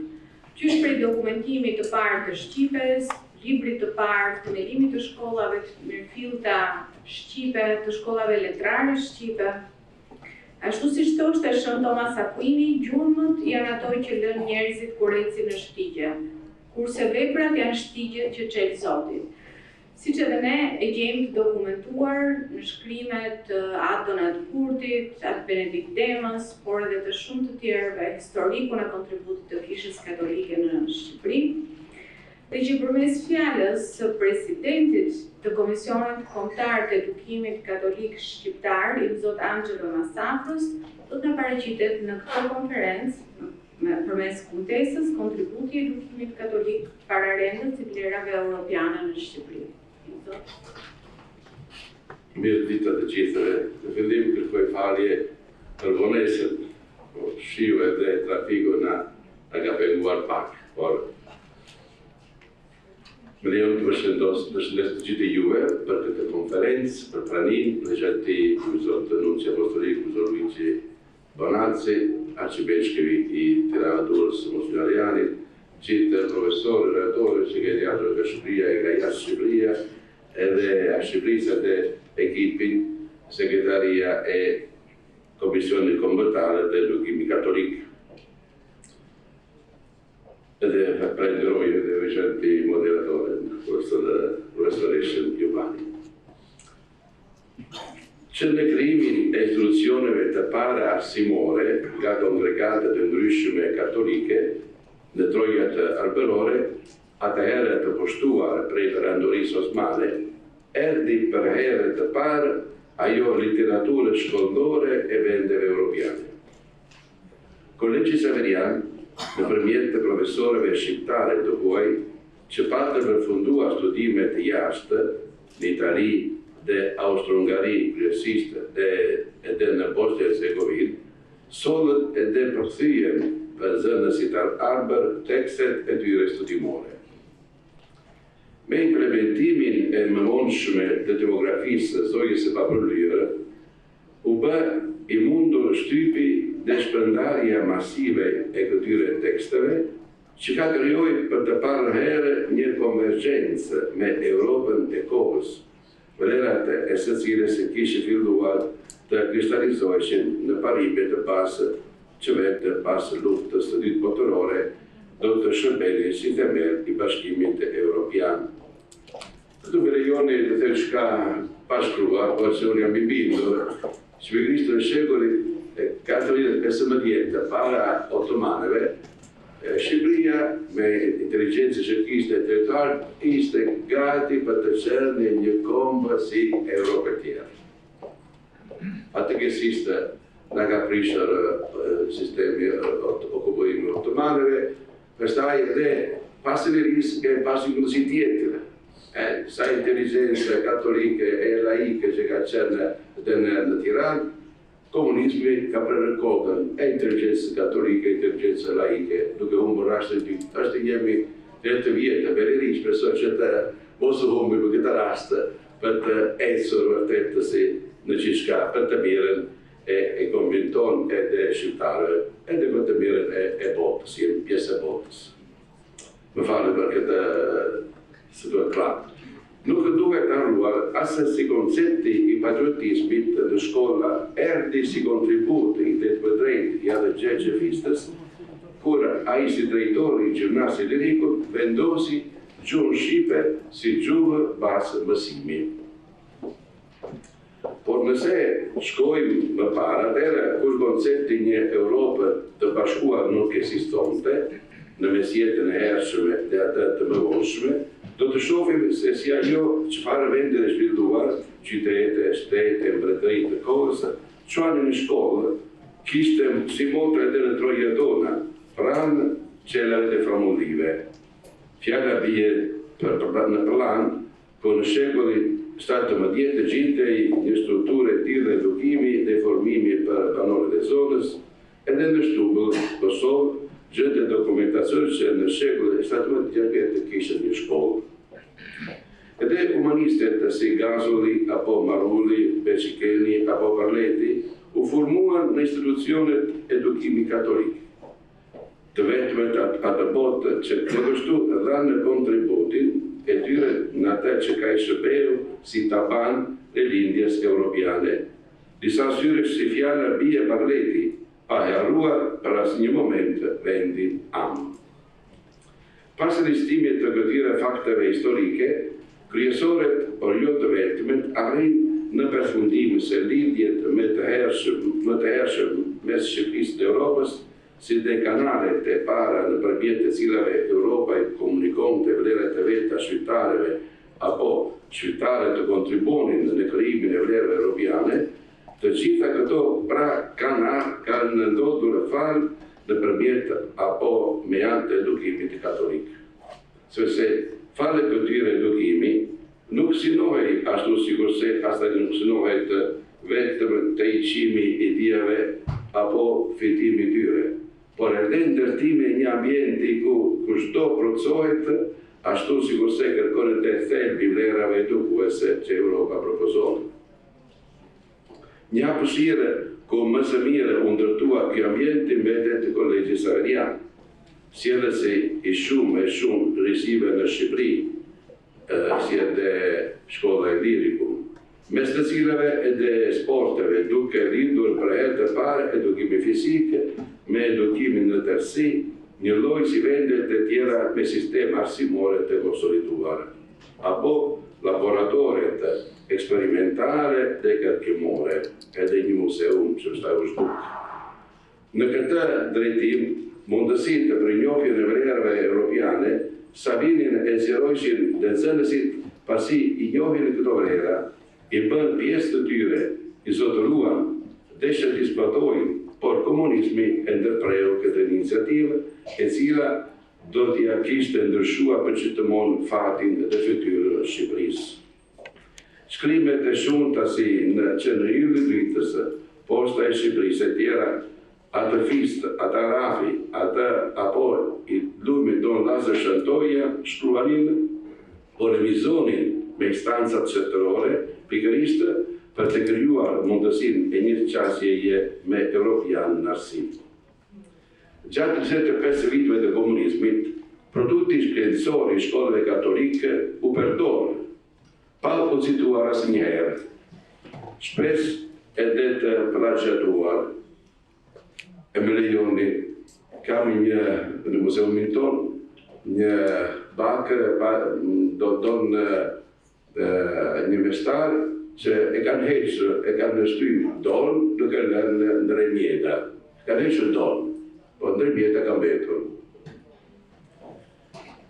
Atëherë, sistemi pavarësisht se i lindte në një rang më të ulët se të besuarit të vetë, ishte detyruar që të fitonte herë pas here nxënës të këtyre shkollave, tani burra e gra, për të dhënë në vendimin e tyre, lindur me iniciativa të reja, por kur vrejti se ata do të kishte kundër politikave për kultin e Davidit, i largoi dhe u hoqi çdo të drejtë për të pasur një zë publike lindur me këto çështje apo që farëndoi çështje tjetër. Pas ardhjes së demokracisë, mestarët e motrat e mbetur synuan ta rilindjen në fillim e shkëputur të edukimit katolik. Fitua të riktheheshin vëllezërit të kongregata që ishin për zën, edhe dhe kongregata të reja dhe edukimi katolik po rilindte. Një lloj si edhe feja, përse njerëzit e donin e kishin kërkuar për 75 vjet. Dhe kjo ndodhi. Institucionet e edukimit katolik po ringritën, edhe më të forta se më para. Dhe akoma sot vjojnë të mbajnë të hapur atë linje komunikimi me Europën, një lloj si dekada të mos shefi më parë. Regulltarët që hapën shkollat katolike, që i falenderojmë nga zemra, ne në Shqipëri kanë ndjekur në fushën e edukimit duke pasuar plotësisht mbi dokumentin e Koncilit të Dytë Vatikanit që quhet Gravissimum Educationis. Në këtë dokument, etrit konciliar ofruan disa drejtime e udhëzime bazë të cilat më pëlqen t'i përmbledh shkurtimisht. Në dokumentin e sipër përmendur, pasi përcaktohen parimi sipas të cilës edukimi është një e drejtë themelore për të gjithë njerëzit, kalohet në përshkrimin e natyrës së formimit të krishterët si një qenie njerëzore që reflekton vlerat ungjillore përmes të cilave ku ai kualifikon angazhimin e tij në shoqërinë njerëzore. Dokumenti, para se të trajtojë tipologjinë formuese, paraqet detyrën parësore që prindërit kanë në edukimin e fëmijëve të tyre, duke ju drejtuar drejt më drejt institucioneve që në bazën e parimit të subsidiaritetit duhet të jetë ka prindërve dhe familjeve në këtë mision edukues. Vetëm në një hapë të dytë, Gravissimum Educationis merret në konsiderat agjencitë formuese si shkolla, e cila pjek, janë fjalët e dokumentit, pjek aftësitë intelektuale, zhvillon aftësinë e gjykimit, vendos në kontakt me trashëgimin kulturor të marrë nga brezet e mëparshme, promovon kuptimin e vlerave, përgatit për jetën profesionale, bën të lindë një lidhje miqësore nëpërmjet të nxënësve me karakteret dhe kushtet të ndryshme sociale, duke favorizuar kuptimin e ndërsjelltë. Edhe në këtë rast thirrja ndaj institucioneve është e fortë, veçanërisht për sa i përket subvencionimeve të drejta në ndihmë të familjeve, si dhe respektimit të lirisë të zgjedhjes për edukimin e fëmijëve, si dhe në garantimin për besimtarët e çdo feje për një formim të drejtë dhe të përshtatshme që nuk cënon besimin e tyre. Për sa i përket të shkollës katolike, shkruhet në këtë dokument. Sikurse shkollat e tjera, ajo përndjek finalitetin kulturore tipike të shkollës si dhe formimin njerëzore të të rinjve. Por elementi i saj më karakteristik është të japë jetë një ambient komunitar shkollor të përshkuar me shpirtun gjellor i liris dhe të dashurisë hynore, të ndihmoj adoleshente të rinj që në zhvillimin e personalitetit të tyre të rritën bashkë si krijesa të reja, që janë bërë me marrjen e pagëzimit dhe të bashkërendojnë kështu të gjithë kulturën njerëzore me një mesazh shërbimi në mënyrë që njohja e botës, e jetës, e njeriut që nxënësit dargadar përcojnë të ndriçohet nga feja. Në këtë kohë, ku shoqëria paraqet me një shpejtësi të rrëfeshme sfida të reja të pretë nga shkollat zgjidhje të reja, edukimi katolik vazhdon të qëndrojë në pararoje të përgjegjes sa më të shpejtë, duke ndjekur shembujt më të mirë evropian në frymëzimin e Ungjillit dhe sipas udhëzimeve të paktit edukativ global të shpallur nga Papa Francesco. Vetë Papa Francesco na ka rënë në dukje se sotëmja është koha e katastrofës edukative dhe si e tillë nuk mund të vlerë indiferente askënd. Adhërimi ynë, ne jemi adhëruar në këtë pakt global, adhërimi ynë si kishë dhe veçanti edukimit katolik në aktualizimin e këtij pakti është i vazhdueshëm dhe kjo konkretizohet jo vetëm në përpjekje për rritjen e komuniteteve shkollore, stafeve, prindërve, nxënësve, për ka profesionalizmi, apo në formimin e tyre etik dhe shpirtëror, por edhe në angazhimin të shtuar të institucionet tona për të punuar në rrjet së bashku, për të përfshirë familjen dhe institucionet në procesin edukimit që është shumë më tepër se ai i arsimimit. Prandaj, ne shohim gjithëpërfshirje në lirin për të zgjedhur mes pluralitetit të ofertave edukative, jo si realizim të diçkaje të mundshme, por si realizim të diçkaje të domosdoshme, fat të cilës do të mund të afrohemi më shumë Europës në kapën e principeve të së cilës që ndronë kjo deri.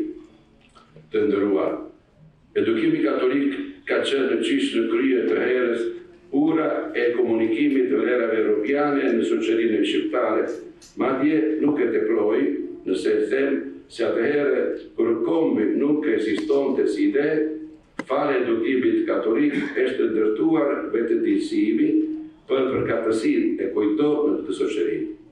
Prandaj, edhe ky takim sot dhe aktivitetet e mëhershme e mënueshme të komisionit tonë kombëtar katolik për shkollat në bashkëpunim me gjithë shkollat tona, kopshtet e gjimnazit realizojnë janë të tulla në kullën e një edukimi të qëndrueshëm përballë gjithçkaje dhe të aksueshëm nga kudo. Më pëlqen të përfundoj me fjalët e Papa Franceskut. Kam përshtyr janë shumë të bëjmë një sintezë të shumë e bukur, shpesh të pëlqejë dhe juve.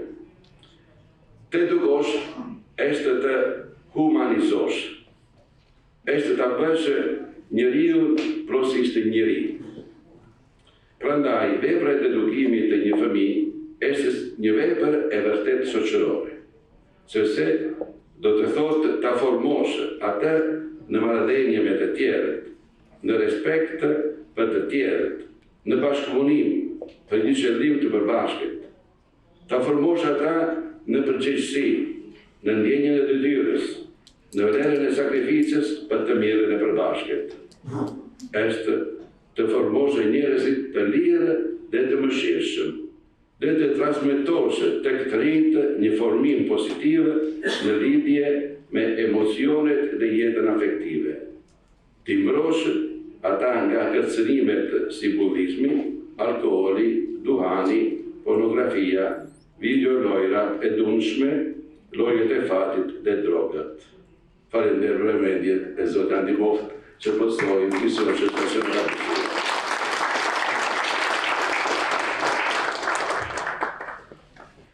Faleminderit Nelson. Evropiane për Legjislacionin dhe Politikat Arsimore ka në vëmendje inkurajimin dhe përparimin në drejtat arsimore, duke promovuar të drejtën për arsimim si një drejtë bazuar në ligjin e arsimit, I cili si një disiplinë vetë mbështet aktivisht çdo politikë serioze të bërë drejt kodifikimit gradual dhe progresiv të drejtave arsimore dhe legjislacionit të arsimit. Ne jemi të nderuar që kemi sot mes nesh një profesor dhe ekspert që ja ka kushtuar karrierën e tij akademike dhe profesionale të drejtave të arsimit, politikave arsimore dhe të qeverisjes, kuadrit legjislativ të arsimit, ligjit ndërkombëtar dhe evropian, ligjit kushtetues, të drejtave themelore në fushën e fesë, kulturës dhe etikës. Emëruar nga Papa Francesku si konsulent I tij për arsimin. Ndërtën e sot e presim me padurim profesor Jan de Groef, I cili ka bërë një punë shumë të madhe duke analizuar ligjin tonë të arsimit para-universitar dhe presim të dëgjojmë sugjerimet e tij në referimin kuadri ligjor shqiptar I arsimit në vizion të garantimit dhe promovimit të vlerës së pluralizmit. Tën profesor Jan de Groef, themelues dhe president I ELA.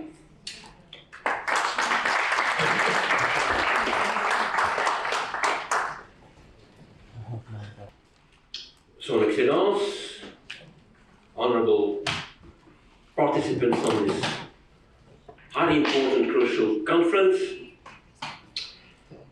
Sister Teuta, may I quote the Speaker of the House, Chairperson, President of the Parliament, during our coffee time before the conference.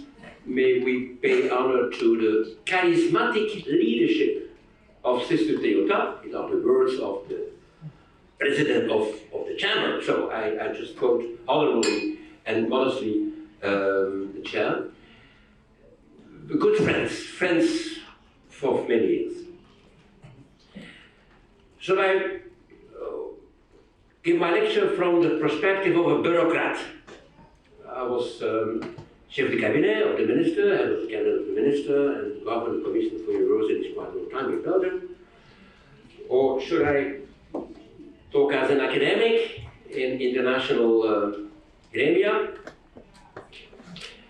Let me hold this lecture as a deep friend of Albania. Albania is close to our heart. I was here from the mid-90s. Yeah, and still loyal to this country for many reasons. And one of the reasons is detected by a novelist, a very talented Austrian author, who just a couple of months ago published in German language a book on die Erweiterung, the enlargement. And his basic statement, Minister, you will love this statement. If you have to search for the identity of Europe, go to Albania.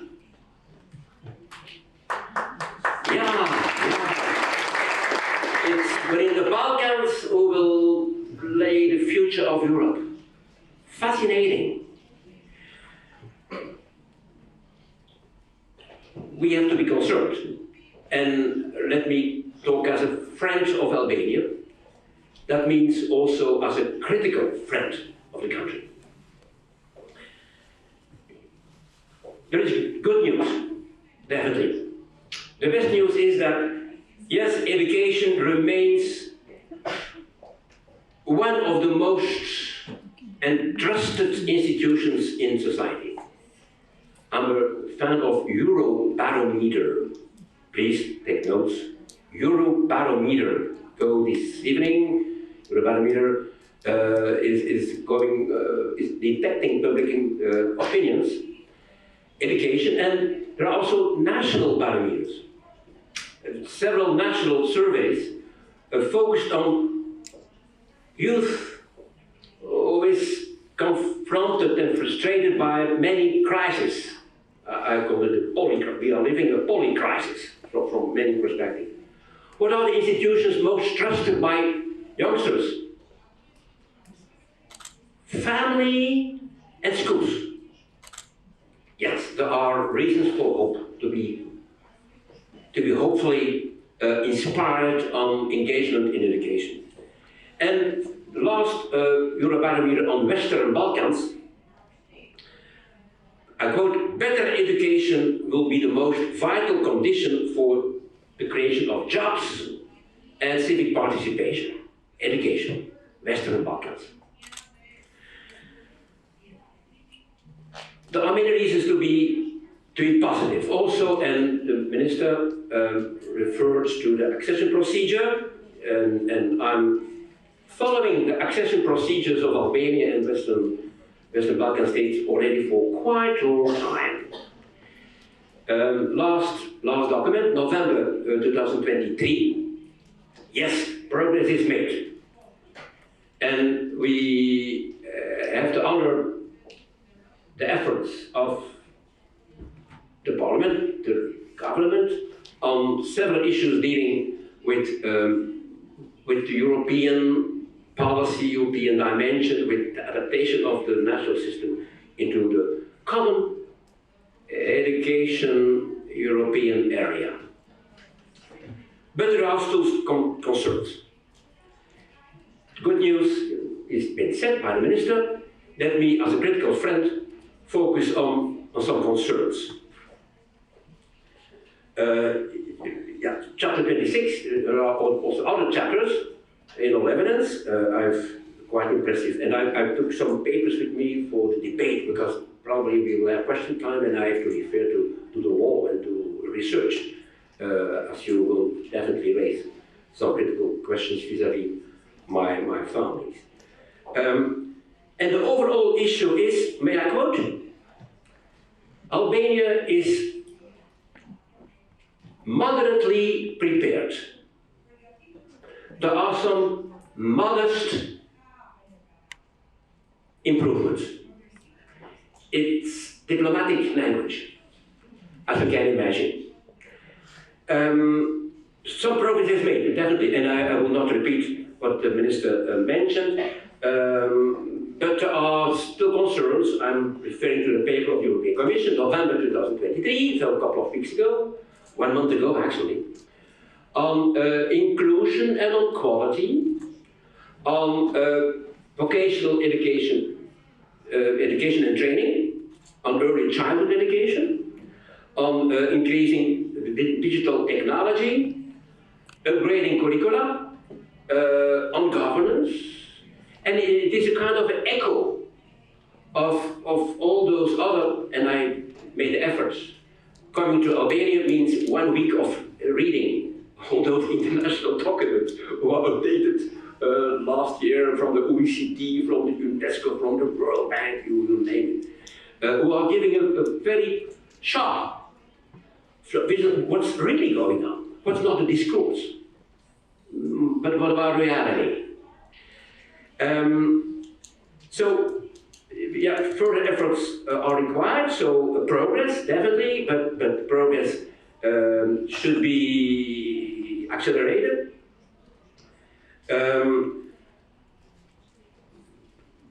One real concern, well, besides other concerns, is on the public spending. 3.2 GDP 2022, 3.1 2023, 2.9 2024, 2.8 2025. There are the plans. Progress in enrollment, but still critical remarks from UNESCO, from and I can refer to the progress made in December 2022. Quite interesting to compare. I'm a comparativist. I'm focusing on policy and law, from constitutional, administrative, European, international. So I'm a comparativist. So also comparing the reports of European Commission of last couple of years. And it's giving you, it is inspiring. It's a lesson in modesty, but also in made real progress made. I have here some interesting issues on the rights of the child, progress made, but still also on legal framework. On minorities, I gave the keynote in Budapest last week on the European Charter of Minorities. Framework Convention was signed by Albania, but not the European Charter, 25 years later. That will, by the way, be a condition, and that's another chapter, that's chapter 26, that's another chapter. But still we have to have a broad. And then, of course, on corruption, the notion is not mentioned until now, the term corruption. Well, you know that I'm a believer of Eurobarometers and of the Balkan Barometer, quite interesting. Albania is ranked as the country with the highest level of the perception of corruption in the region. I should not repeat, I guess.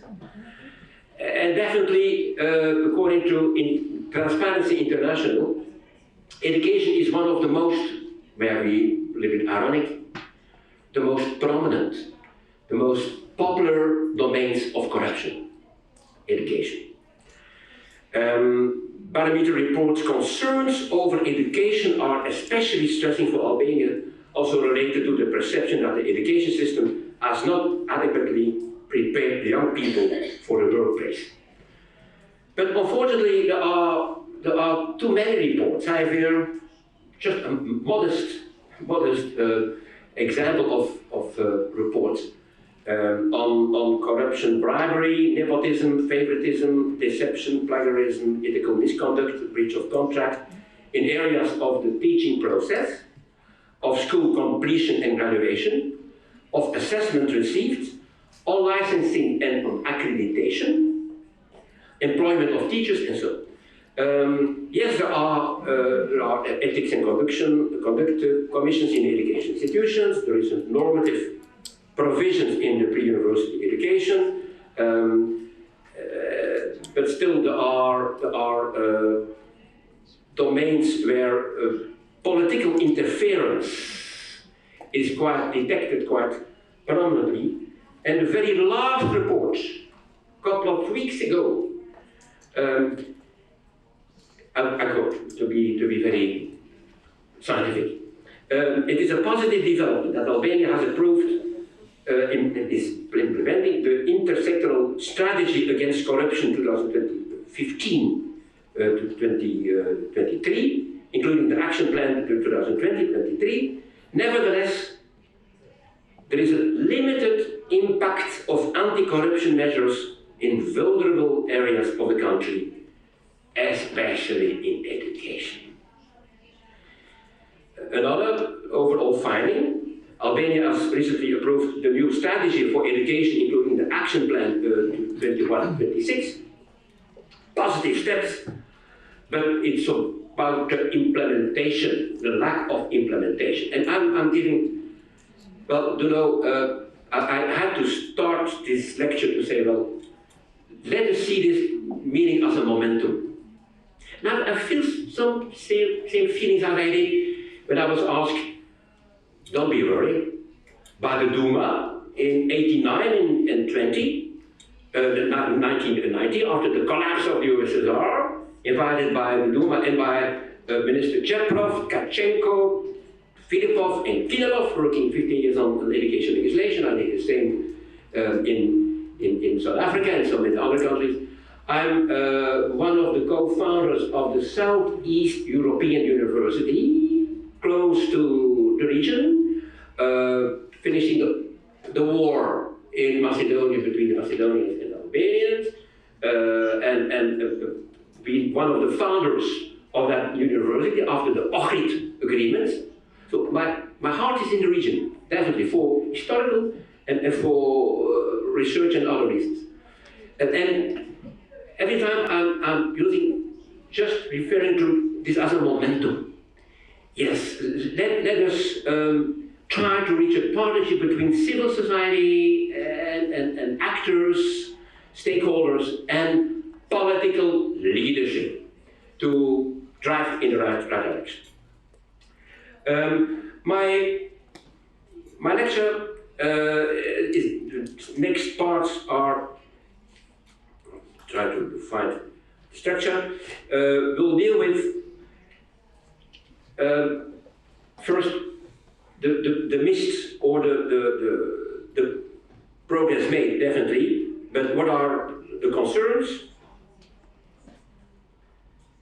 Secondly, what about the European dimension of education? What does that mean? But I will be quite short. Then on one of the missing issues, pluralism, concept of pluralism, another role of Catholic, of confessional schools, and then go to the law. In cauda venenum, let's talk about the law. One of the missed dimensions referred by the European Commission. Again, the paper and the document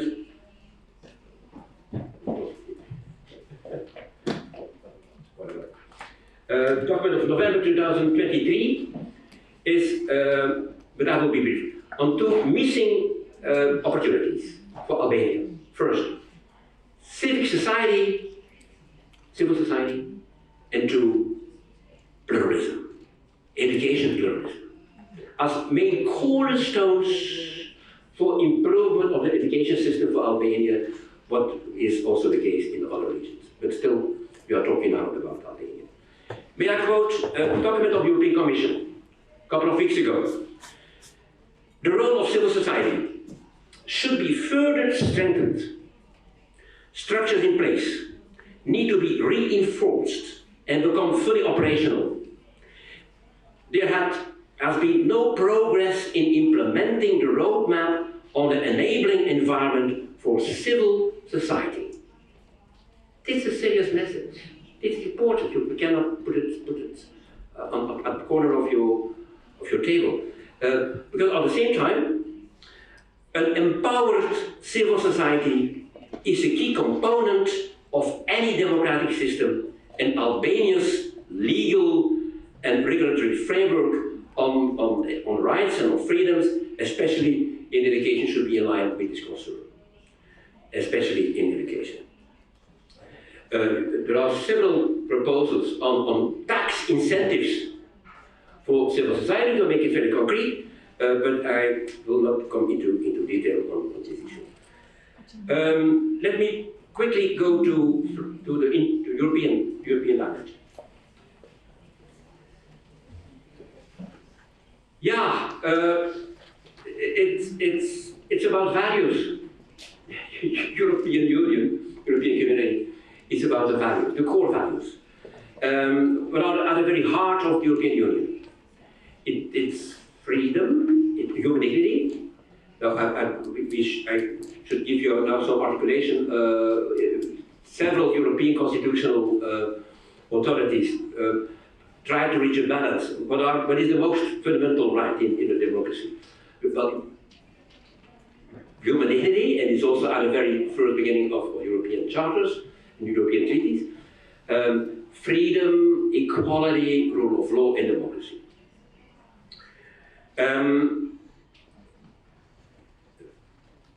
Those issues are implemented definitely in education, and I was extremely emotional when just 5 years ago there was a consensus on the competences for democratic cultures and culture and the role of schools, of education, reaching democracy and European culture through schools. It was a consensus among 48 countries in Europe on what are the values, what are the attitudes, what are the skills, about critical learning, on what should be at the core of European values in schools. One of my questions, critical questions vis-à-vis Albanian education system is, we should not use the term learning objectives. It's an objective. But we should use the term, embedded in research, learning outcomes. It's a world of difference, not about what should we strive for, not objective, but the outcomes. But what are the outcomes of these competences for culture? And let me also refer to the critical comment of the European Commission, namely we should upgrade curricula, and that means also on several issues related to. And let me refer to a presentation of the conference I had the honor to chair 1 month ago in Lisbon on European citizenship. And the first president of the European Court of Justice, Konrad Leonards, mentioned European citizenship is a constitutional duty, definitely in education. So, yes, some of you are academics. Article 165, 166 of the European Treaty dealing with education and culture is 1667. With the European dimension of education and with quality control, much more powerful than you imagine. There are norms, it is the acquis communautaire. There are common European standards on how convergent is Albanian system with European models and European structures. Convergency, coherency, on loyalty, on subsidiarity, on transparency and accountability. So there are European standards embedded in the law, European law, but quite relevant and impactful also for Albania for the future. And then, the common constitutional European standards of the EU. In education, they are very powerful. Common constitutional standards on education. One of them is the neutrality and the predominant role of states on organizing education, and neutrality of the state group. Second is parental freedom. Parental freedom is embedded in international law in a massive 55 documents in international law on protecting and on promoting parental freedom in education, especially in education. On the right of non-state actors to found schools, to start schools, based on a specific mission. It's a common constitutional standards, common for all European member states. So let me quickly move to the next item, namely freedom of education and freedom in education. And freedom of religion is inherent, is crucial, is a core value in European systems. And that goes now to my short presentation, focus on pluralism. On the concept of pluralism. Again there, quite huge, and I had the chance to publish some number of books on pluralism. Pluralism was embedded in European countries since 80 years and more, in many domains of culture, of media, of social welfare, of health, of church-state, of the law on religions, and on education. Again there, a common constitutional principle. Of course, the national articulation will be different from one state to another. So it is raising the question, pluralism raising the question, how vibrant is civil society between the state and the market? You have the state, you have the market, and then you have the education sector, definitely the sector for not-for-profit education, what we are talking about as we are touching on non-state schools and definitely on confessional schools, especially on Catholic schools. Pluralism embedded, linked to diversity, to inclusion, although it is, to be honest, it's linked to debated terms like parental rights, religious education, curricular freedom, school choice, funding of NGO schools, or medication. All those issues are not taken for granted in several countries. Although education pluralism is definitely is one of the key human rights and a vital tool for social inclusion. From comparative, Monsignore, from comparative perspective, I will shock you immediately. From comparative perspective, in countries in transition have to deal with freedom of education. And I published a chapter on what is the terminology in education. In the Soviet times, used by the fascists, by the Marxists, and by the Nazis. Exactly the same terminology. It's impacting the mind of the child. Homo Sovieticus, what was justified in the Soviet literature in the name of social justice, of peace, but what is a fundamental denial of human dignity, and in conclusion, parental freedom and pluralism is the counterweight to the imposition of a uniform public education. So, the common practices in Europe are school choice, parental involvement, partnership, institutional autonomy of schools in policy and in the law. And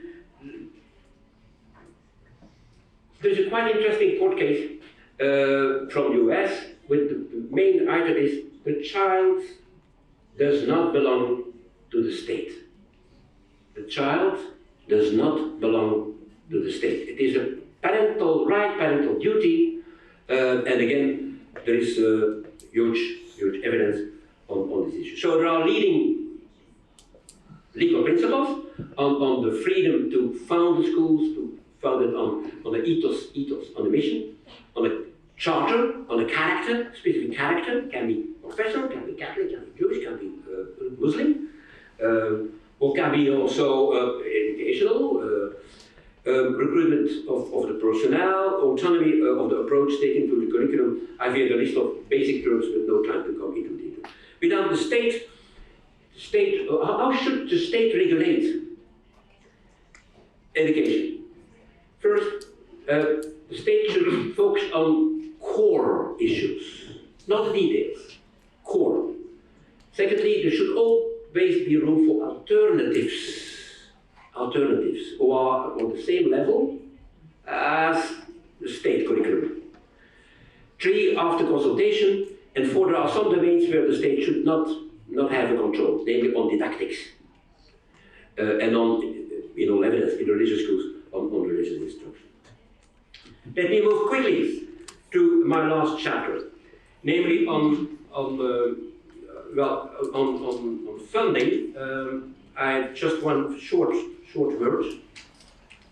Again there, what are private schools? Private schools, in UNESCO terminology, private schools are those who are managed by a non-state actor.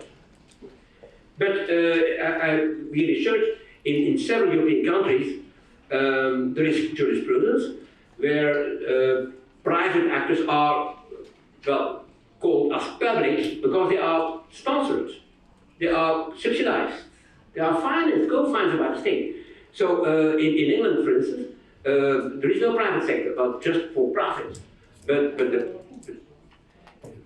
confessional schools are a part of the public system. They are called public schools. So we should take care of the. There is massive research evidence on the positive impact of non-state schools.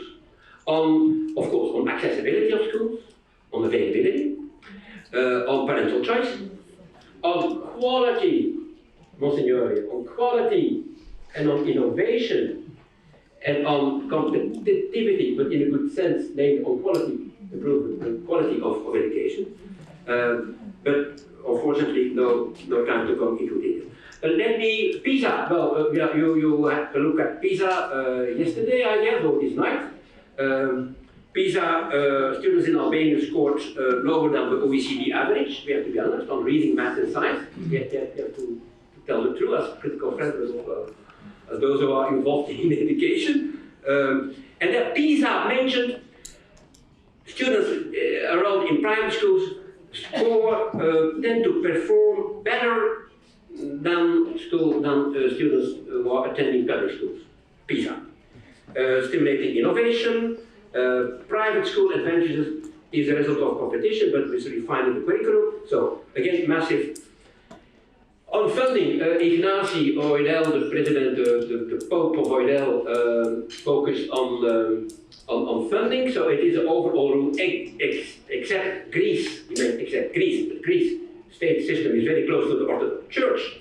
The state schools in Greece are a part of the Orthodox system. Read again, legalism. For all other countries, funding is a part of non-governmental schools, is a part of the government. Is a huge part in some countries 50 or 80 or 100%. In my country, I'm Belgian, I'm proud to be Belgian. 100% equality, not just the Netherlands. Not just the Netherlands. There are some other countries where there is a complete equality of non-governmental schools. 75% of schools in Belgium are Catholic. Did you hear well?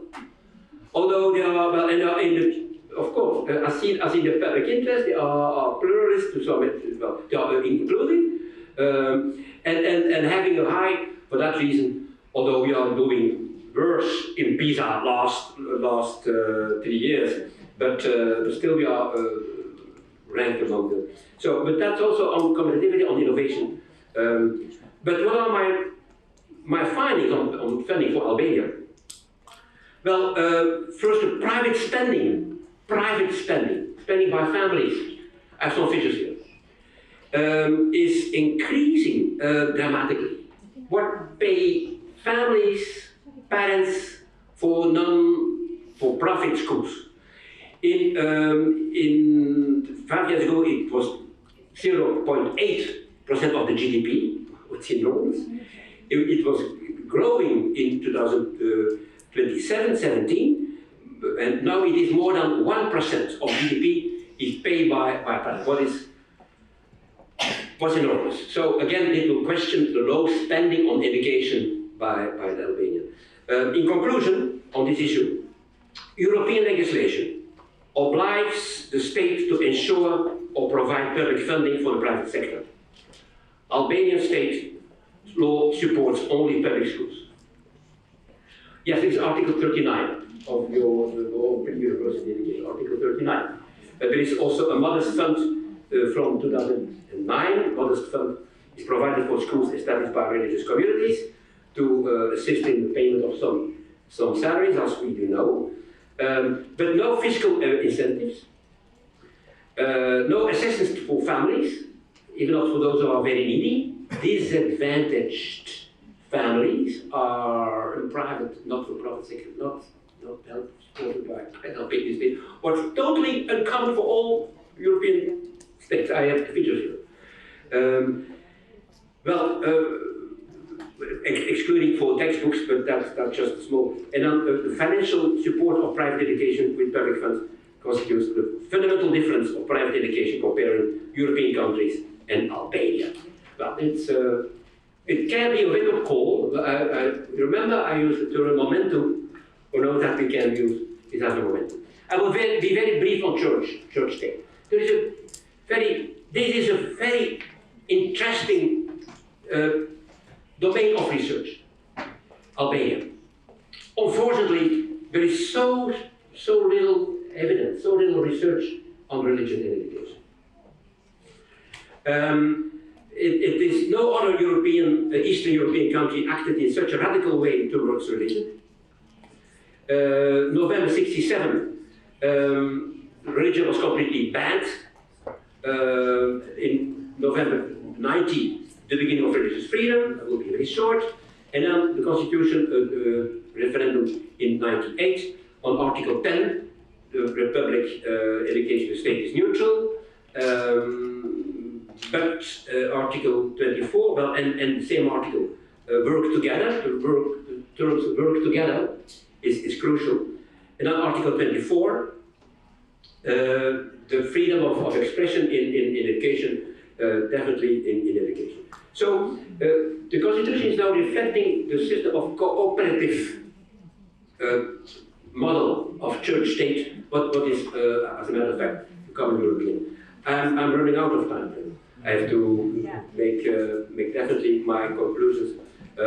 I will not give you my list of my critical reading on the law, although it can be interesting.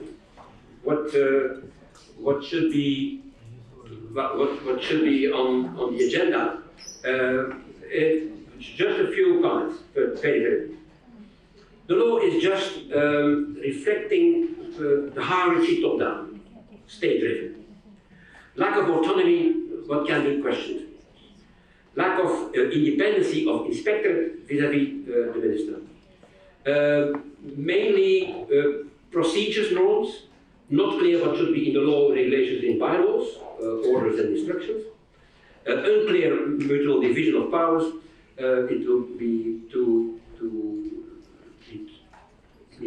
much time to come in detail, but I have the law with me, so we can debate on this issue. My very final word. In what is the most important judgment of the 20th century? It was a conference in South Africa with all constitutional law experts and chief justices worldwide. It was Brown versus Board of Education.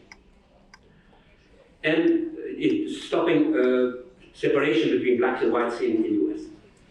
And the main term there, the main sentence is, I quote, education is probably the most important responsibility of the state. It's the most important competence, responsibility of the state. It needs a village to educate a child, but it needs a nation to make sure that education is a priority, is the first priority. It needs a nation. It should be a national wake-up call.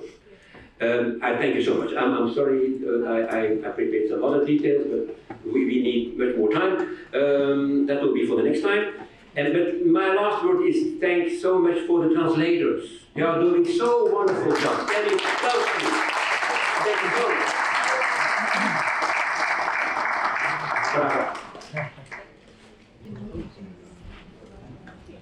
Faleminderit, profesor, për analizën e hollësishme, po ne jemi të sigurt që do të kemi rezultatet e plota të punës së profesorit, edhe sepse të gjitha këto referime do të votohen dhe ne do ta kemi me këtë analizë, që sigurisht do t'i vlejë jo vetëm institucioneve katolike, por edhe qeverisë shqiptare. Atëherë vijojmë me panelin e tretë,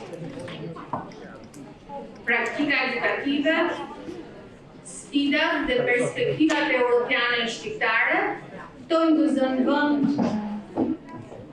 polisit e panelit të tretë,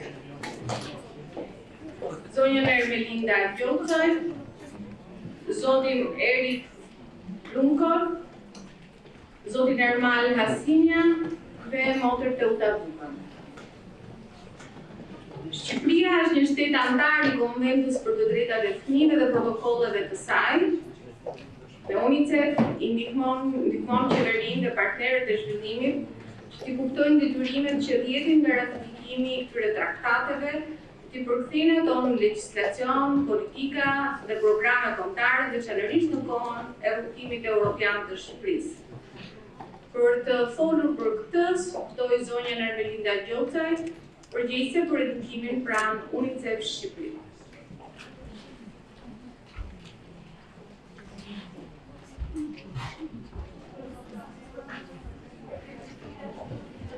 Hello everyone.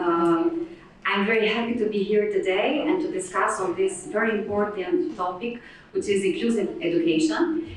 I would like to thank all the organizers in the name of UNICEF for such a great event and for making this topic so important, because this is for our children, for the lives of the children in Albania to be included as best as possible. So I'm very happy here to share today with all of you some of the achievements, some of the challenges, and some of the efforts that UNICEF has done in order to guarantee the inclusive education into Albanian system in Albania. Firstly, I want to mention that, as many of the panelists before discussed, there are a lot of legal international frameworks when it comes to the inclusive education. And one of them is the Convention of the Rights of the Persons with Disability, that mention the right to education for all children, but especially for children with disability. And it emphasizes that states also should make all the conditions in order so that children must be included into the environments at school that are inclusive, starting from curricula, starting from the physical environment, starting from teacher training and so on. And of course, the Committee of the Rights of Persons with Disability has established the comment number 4 on the Article 24, that is related also to give a definition of what is inclusive education, but as well to give to all the steps, to the states, all the steps that they should do in order to guarantee inclusive education. There are a lot of others important legal frameworks, international frameworks that emphasize the education for all children, and this is one of them is the Universal Declaration of Human Rights, International Convention on Economic and Social and Cultural Rights, Convention on the Rights of the Child, the Salamanca Statement, and also the Development Sustainable Agenda that refers to the Goal 4 to ensure inclusive education and equitable access to every child and promote lifelong learning opportunities. As I mentioned, all these documents talk about the right to education, but with much emphasis on children that comes, for example, from vulnerable groups, which might be children that lives in conflict situations, children with disabilities, or other children from minorities and linguistic diversities, and so on.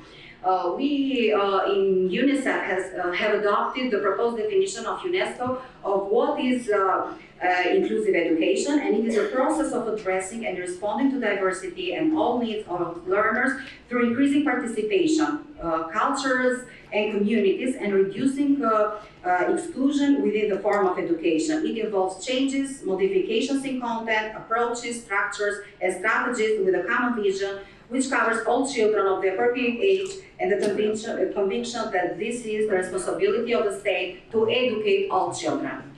With regard to the context of the policy framework in Albania, I would like to mention that in the last decades, we have done a lot of progress when it comes to laws, legislation, strategies, and so on. And UNICEF has been a partner in developing these strategies. The latest strategies that UNICEF has been working with is the education strategy. And it is very important to mention that this strategy is very comprehensive, and also one of the goals of the strategy is related as well to the inclusion of children starting from preschool until the lifelong learning. And this strategy in terms of EU integration is in full coherence with the strategic objective of the education and training framework for cooperation, as well with the EU competence framework and the agenda for sustainable goals number 4.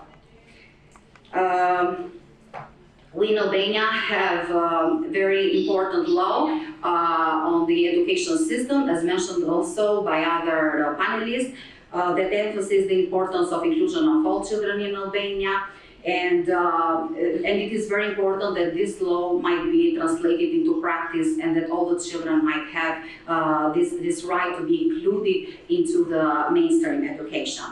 In 2019, UNICEF has done a lot of efforts to create a guideline on the role of the assistant teachers in Albania in the pre-university education that gives guidance on the roles that these professionals should have into the education system. Also, other documents related to the UNICEF efforts to support the ministry has been the agreement among the three ministries, the Ministry of Education, Ministry of Interior, Ministry of Health and Social Protection, in order to identify all children that are at the school age to be inserted into the education system as soon as possible. And there have been also developed various guidelines on the roles and the responsibilities at local level of all the regional directors, school members, registry offices, child protection units, and so on. And in these 5 years, there have been like more than 2,000 stakeholders that have been trained on how to use this guideline. Another important document is the order on the financial quotas. It gives the possibility to all the children that might live, for example, away from the schools, children with disability, children with various differences and needs, in order to give them scholarship to have the chance to attend school fully. And many professionals in various sectors have been trained on how to advocate for the scholarship, but as well parents in Albania have been trained on how to apply for the scholarship for children. UNICEF has done a lot of work also in the prevention of dropout. We know that many children that comes from these excluded communities are more likely to leave school, to drop out school. So we have worked in compulsory system with the early warning system program for many years, and we have trained teachers and other professionals in the schools on how to identify children that are at most the risk of dropout, and then to prepare plans for them, individual plans, but also a whole school plans program in order to prevent dropout. This project currently is being implemented in vet schools, in professional schools, as well in upper secondary schools. And so far this year we have trained 950 school staff, teachers, school psychologists, and so on. UNICEF has been developing many module trainings for teachers, and we have trained teachers from various levels, starting from preschool. We have Aurelia from the ministry, from the SCAP here, that has done a great job with starting on the preschool education, because there is very important that teacher get all the concepts starting from preschool on how to prevent them the later dropout of the children that are excluded from the education system. And we have trained more than 2,000 teachers and other staff in Albania with this training module, strengthening the role and the skills of the assistant teachers. We have the training modules are related to the development of a personal child plan, but also a family support plan. The model of disability is explained on how it should be functioned to identify the abilities that these children have. And also it is child-centered, and the universal design of learning is at the center of the training modules. We now as UNICEF are collaborating for something that is very, very important. We have in Albania so far 9 schools that are special schools, and by law, by the pre-university law, these schools should be transformed into the resource centers. What we are doing now is that we are assessing the situation of the current schools in order to transform them into resource centers and to see the potential regarding to financial capacity, capacity building aspects, institutional, legal and policy. And then we would like to develop a roadmap which will guide us on the transformation of these special schools into resource centers in order that children might be included. There, of course, we have such a good national and international framework when it comes to policies and so on. But we need a lot of, we have challenges and we have a lot of work to be done, that we have to do together in order to make possible that all our children are at school. And for example, it's still the medical assessment prevailing when we do the diagnosis of children, and we need the biopsychosocial model in order to have this, let's say, intervention in various directions. We have a lot of work to do when it comes to the physical environment and assistive technology. The assistive technology is still lacking in Albania. We do not have at school level, for example, tools on how children might work with them. We still lack teacher development, and we have to put more efforts on that. And we need a lot of cooperation among professionals. We need to train. We have more. Years ago, we had 300 or 500 assistant teachers into the education system. Now we have more than 1,500. But what it needs to be happen in the future is that these teachers should be trained and trained continually, but also on how they can collaborate with other school teachers and not segregate more, for example, the child that is within the education system. So, the way forward that we all, as actors of, changing actors, should do in the education system is to continue this capacity building and to document all these successful practices and to contribute in strong partnerships on inclusive education. Thank you so much for your attention.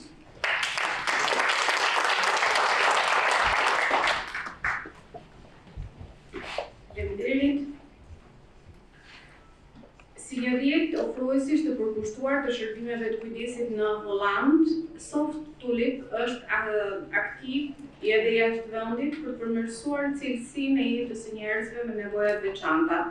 Ata punojnë për një shoqëri gjithëpërfshirëse në përputhje me konventat e kombëve të bashkuara për drejtat e personave me aftësi të kufizuara dhe drejtat e fëmijëve. Ndihmojnë partnerët e jashtë vendit për të rritur strukturalisht cilësinë e jetës së njerëzve me nevoja të veçanta, përmes programeve të trajnimit dhe të shërbimit, ofrimit, shkëmbimit të njohurive, duke stimuluar krijimin e rrjeteve të partnerëve që lobojnë për interesat e personave me nevoja të veçanta, duke vepruar kështu ndisin ndryshimin e politikave për të mbështetur zhvillimin e një shoqërie gjithëpërfshirëse. Dhe sot kemi mes nesh drejtorin ekzekutiv të Soft Tulip, zotin Erik Grønkol, ekspert për bashkëpunimin ndërkombëtar në rrjete dhe palë të shumta të interesuara, cili do të mbajë të referoj një temë përfshirja në arsim e fëmijëve me aftësi ndryshe në vendet e Europës, sfida dhe përkujdesje.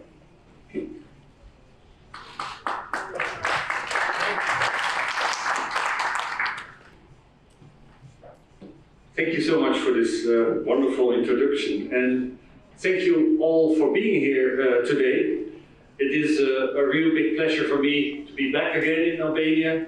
I think this is my 8th visit, but this year in June I was here, standing in the same room, giving a speech for another conference, very important conference, that was organized by UNICEF, together with the European Association of Service Providers for People with Disabilities. I'm an active member of that European association, and actually I'm also one of the people who really pushed the ISPD to organize this conference in Tirana, and on this subject we had, and it is the care and support for the youngest children in the age group of 0 to 4. That support is called family-centered early childhood intervention. It was a big conference, and it was a very, very interesting conference. I will relate to that later in my speech. And thank you, Linda, for making my speech more easy, because you mentioned several aspects that I also wanted to mention, so I can skip them, so I have a bit more time to elaborate on some important issues. At least I consider them important. And I will finalize with 5 recommendations. They are not on the slide. I will make them available through the communication after this conference.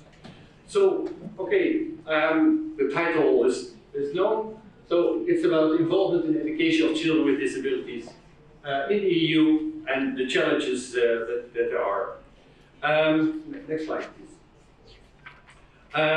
Professor De Groof already mentioned the interrelationship between pluralism, diversity, and inclusion. And actually, pluralism is the culture of embracing diversity. Diversity is the acknowledgement of that there are differences, that we all are different. All children are different. And actually, they are all the same in being very different, including children with disabilities. Inclusion facilitates the development of the potentials of all children, not just children with disabilities. There are other groups of children that need special attention in the classroom. For example, children with high intellectual capacities that tend to drop out at the regular education. Children with socio-economic background, vulnerable background, called that way. So inclusion should improve the potentials of all. Next slide, please.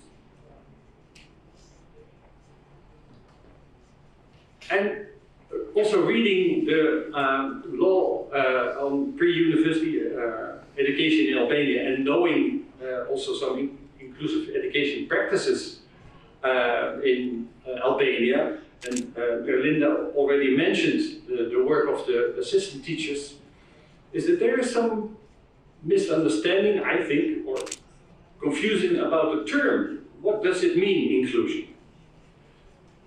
In essential, it means that all people should be valued for their unique abilities and included as essential member of society. So inclusion is not a place, it's not just in school or practice, like having special equipment for badly hearing children to be able to participate in school. No, it's about the whole society, actually. It is a culture of pluralism, an expression of it. Okay, next slide, please. When we look at European level, already some references are made to the importance of education on EU level, but there's also actually the very first principle of the European pillar of social rights. There it is mentioned. Everyone has the right to quality and inclusive education. And that is to enable them to participate fully in society. And that is indeed what we want also for children with disabilities. Actually, why is this so important in the mentioning of children with disabilities? It is that the statistics are complicated because the definition of a disability differs from country to country. The collection of data also is a problem, also due to privacy reasons. But UNICEF made a lot of studies around the whole world, and we can state that it's about 10 to 15% of children we can really call children with disabilities. More than half of those children hardly or are not participating in education. And that is really a huge violation of the human rights. When we look at more on the European level, there is the European cooperation in education and training. You heard also already the mention of Erasmus+. I think the minister mention that it's part of this program. Inclusion is not literally mentioned, but there are a lot of references in this framework, and definitely Erasmus Plus is a program that can help also Albanian organizations, municipalities together with non-governmental actors to have projects, international projects, sharing experiences with other European countries to learn more on the topic of inclusive education. Next slide, please. Well, this was already mentioned by Linda, so inclusive education, human rights. Next slide, please. The United Nations Convention on the Rights of People with Disabilities, Article 24, is all about that. You can find that on the internet. I will not go through the text to save time. So this one we already had. So, next one. So back to inclusion. What does it mean? And there I see a difference between the law on education and the practice on inclusive education in Ukraine and Ukraine. Sorry, I work a lot for Ukraine. Of Albania, is that it is an enabling environment where everyone should be able to use the same facilities, take part in the same activities, and enjoy the same experiences, including people who have a disability or disadvantage. And here, this is a very fundamental difference from the practice now in Albania, where exactly what Linda mentioned, for example, the assistant teachers work with the child, with the individual child who has certain disabilities or problems that needs to be addressed. Separating the child doing so from the other children, that's excluding the child actually, maybe within the classroom but still excluded. But also, inclusion is not about improving the capacities of the child or trying to push or better said, repair the child so that it can participate in the regular education, in the regular curriculum. No, inclusion is about changing that environment, that educative environment, so that this child can develop its potentials within that environment. With sometimes some professional support, okay, but not as the main focus. The focus should be creating this enabling environment. Now I'm talking a lot about in this speech about children with disabilities. But what do children with disabilities actually themselves think about this? And I thought we should hear what they have to say. And again, with many thanks to you, UNICEF, and my other Albanian partner, the Down syndrome,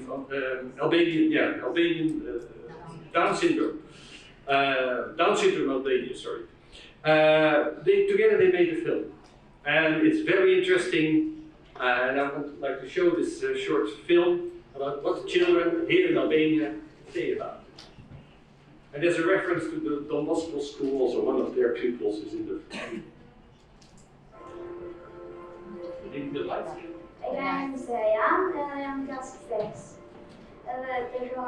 Maybe the lights can be switched off. Unë të më thej fjallë të përë në nashën e së djenë. Në këtë jetën kam qenë barbërët. Më përpara, kisha që të luarja, por nuk kisha mundësi të luarja. Kurse tashi, shokët e mi në bejnë më të lejtë të lojnë për të luajtur. Ëndrejme është që të ngrijem sa më shpejt e këndë. Edhe të bërhem si Leo Messi.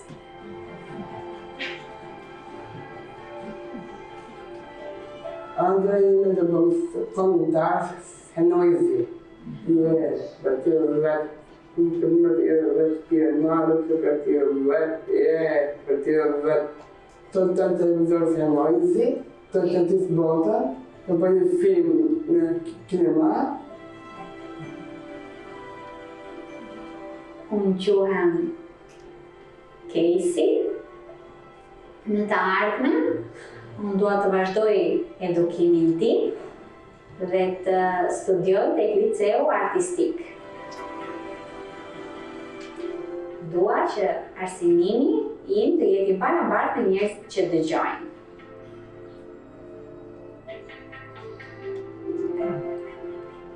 dëshira, vizaton të pasfund, shprehte në tonë botën e vetë si çfarë i pëlqente dhe çfarë nuk i pëlqente. Në shkollën që frekuenton një stomame, ka hapur një ekspozitë e cila e gëzoi atë pa mas, një gëzim i paparë, pash në sy dhe në gjestet e tij. Unë ndarë, jam 15 vjeç kur e shkolla kemi. Mua më pëlqen shumë aty.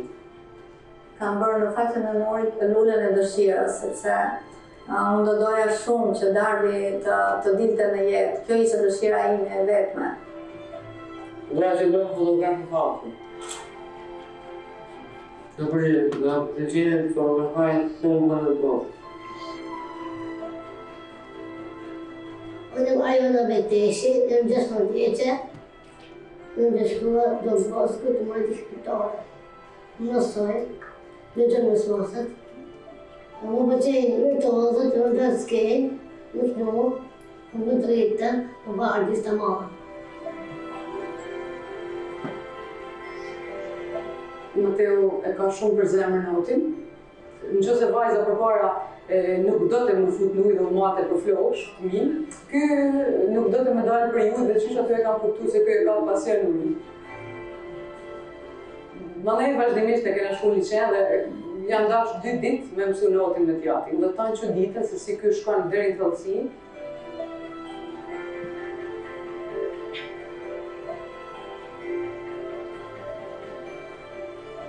Unë të me Vanessa. Jam në 17 vjeçe, një vjetë, sa ja.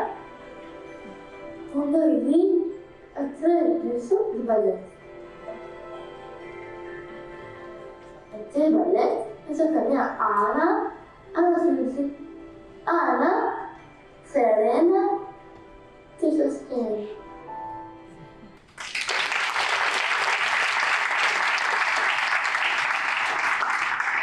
Big applause for UNICEF making such a beautiful and touching video. It's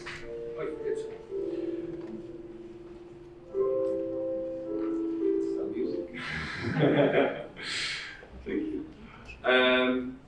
You can see children with disabilities are not different from other children. Their dreams are the same. Maybe you can doubt, okay, there was a boy in a wheelchair who wants to become a professional football player. Well, a lot of other children have the same dream and will never become a professional football player. That doesn't mean we cannot support him to fulfill his dreams as much as possible. When I saw this film, in the same time I read a small article in the Dutch newspaper where the first licensed football trainer who is in a wheelchair now received his diploma and started to train not a professional team yet, but on a quite high level amateur football team. So their trainer now is in a wheelchair. So, you know, dreams can take a different form, but they can really get realized for the person who has this dream. And I think we need to stimulate this. And actually there are different approaches on how to do that in the school. And what you see now in Albania is this focus on developing the individual capacities of the child. And that is done through training of or support by, for example, this personal assistance to the child so that the child will be able to participate in school. The schools have one curriculum and one end term for all. And there's interest, and Miralinda already mentioned it, for technical adaptations. That's important, of course. But when we talk about real inclusion, it's the focus on the environment in the school. So what should be done? Of course, changing the environment, the physical environment, so the accessibility of the school, transportation, etc. Also, their training and capacity building is very much needed for managers of the school, for the teachers, the school psychologists, the assistant teachers, and even parents on how to support the development of the child and how to create a learning environment for all. And there should be formulated individual educational goal settings adapted to the possibilities, to the abilities of the child. And of course, also for the inclusion of children, we need technical adaptations. Next slide, please. But you know, inclusion is not. There's one missing. I think one there. Yes, this one. Inclusion is not an end, not a goal in itself, actually. Inclusion is about quality of life. And quality of life is about well-being of the child. And there are several domains, 8, and one of the scientists that developed those quality of life domains is Sherlock. And together with other scientists, he developed the quality of life supports model, which is very useful in education, where the different 8 domains that are mentioned here on the slide, probably you can't read them here now, but I will mention a few. So it's about belonging, that the child belongs, that he has friends, that he has brothers, sisters, parents. The sense of belonging is crucial for your well-being. To have social relationships, that the child can play with his peers, that he can make friends, that he can do sports with others. So, and those 8 domains, they give a very strong framework to organize the education in the school and where to focus on with the individual child. Where are the abilities and the disabilities? What are the needs of the child? So it's my recommendation to have a deeper look into these domains of quality of life and to use them in the schools and in the education system. Next slide, please. So inclusion has a lot of benefits for the students. So it enables each student to fully participate in a learning environment that is designed for all and is shared with peers. The second one benefit is it provides a positive climate, promotes a sense of belonging and ensures student progress toward appropriate personal, social, emotional and academic goals. And the third benefit it's responsive to individual learning needs by providing sufficient levels of support and applying student-centered teaching practices and principles. And these kind of inclusive schools benefit all children, not only children with a disability. And now I want to end with my 5 recommendations for Albania. Number 1 is that there is absolutely a need to have a clear definition, that we all share the same vision, the same idea about, okay, when we talk about inclusion, what are we talking about? Because there's confusion. Second one, inclusive education needs definitely specific attention to children with disabilities. They require special support to the teachers, to the whole environment, and sometimes also on the individual level. But inclusion is embracing diversity and needs to reflect the needs of all students for support. Third recommendation, focus needs to shift from adapting the disabled child to the environment to adaptation of the environment. Fourth, there's a huge need for training of school managers, teachers, and other staff. And the fifth one, and there's the relation with the conference in June, when a child enters the education system, it's 4, 5, sometimes even 6 years. That means that the first 3-4 years of life have been missed. Maybe the child is in the hands of the small child with some developmental problems or disabilities in the health sector, but that's quite a medical approach. And the chance is missed to support the family in that period of life when the brain develops in an incredible speed. And 85% of brain connections are already established in those first 1,000 days of the life of a child. And this is exactly the moment where a lot of disabilities, a lot of problems later in life can be prevented. And my practical recommendation is, when there is now this process going on to establish the resource centers. In Ukraine we have stimulated the same, and the law on education there was changed with Lila Renevich, Professor Jan de Voof, knows her quite well, also the previous Minister of Education. And there it was decided that the resource centers will be named inclusive resource centers. And now, with the present government, they've been able to extend their mandate to children from 0 to 4. And that requires obviously a lot of training, etc., for the staff of those centers, but that will really help the inclusion of children with a disability in regular schools.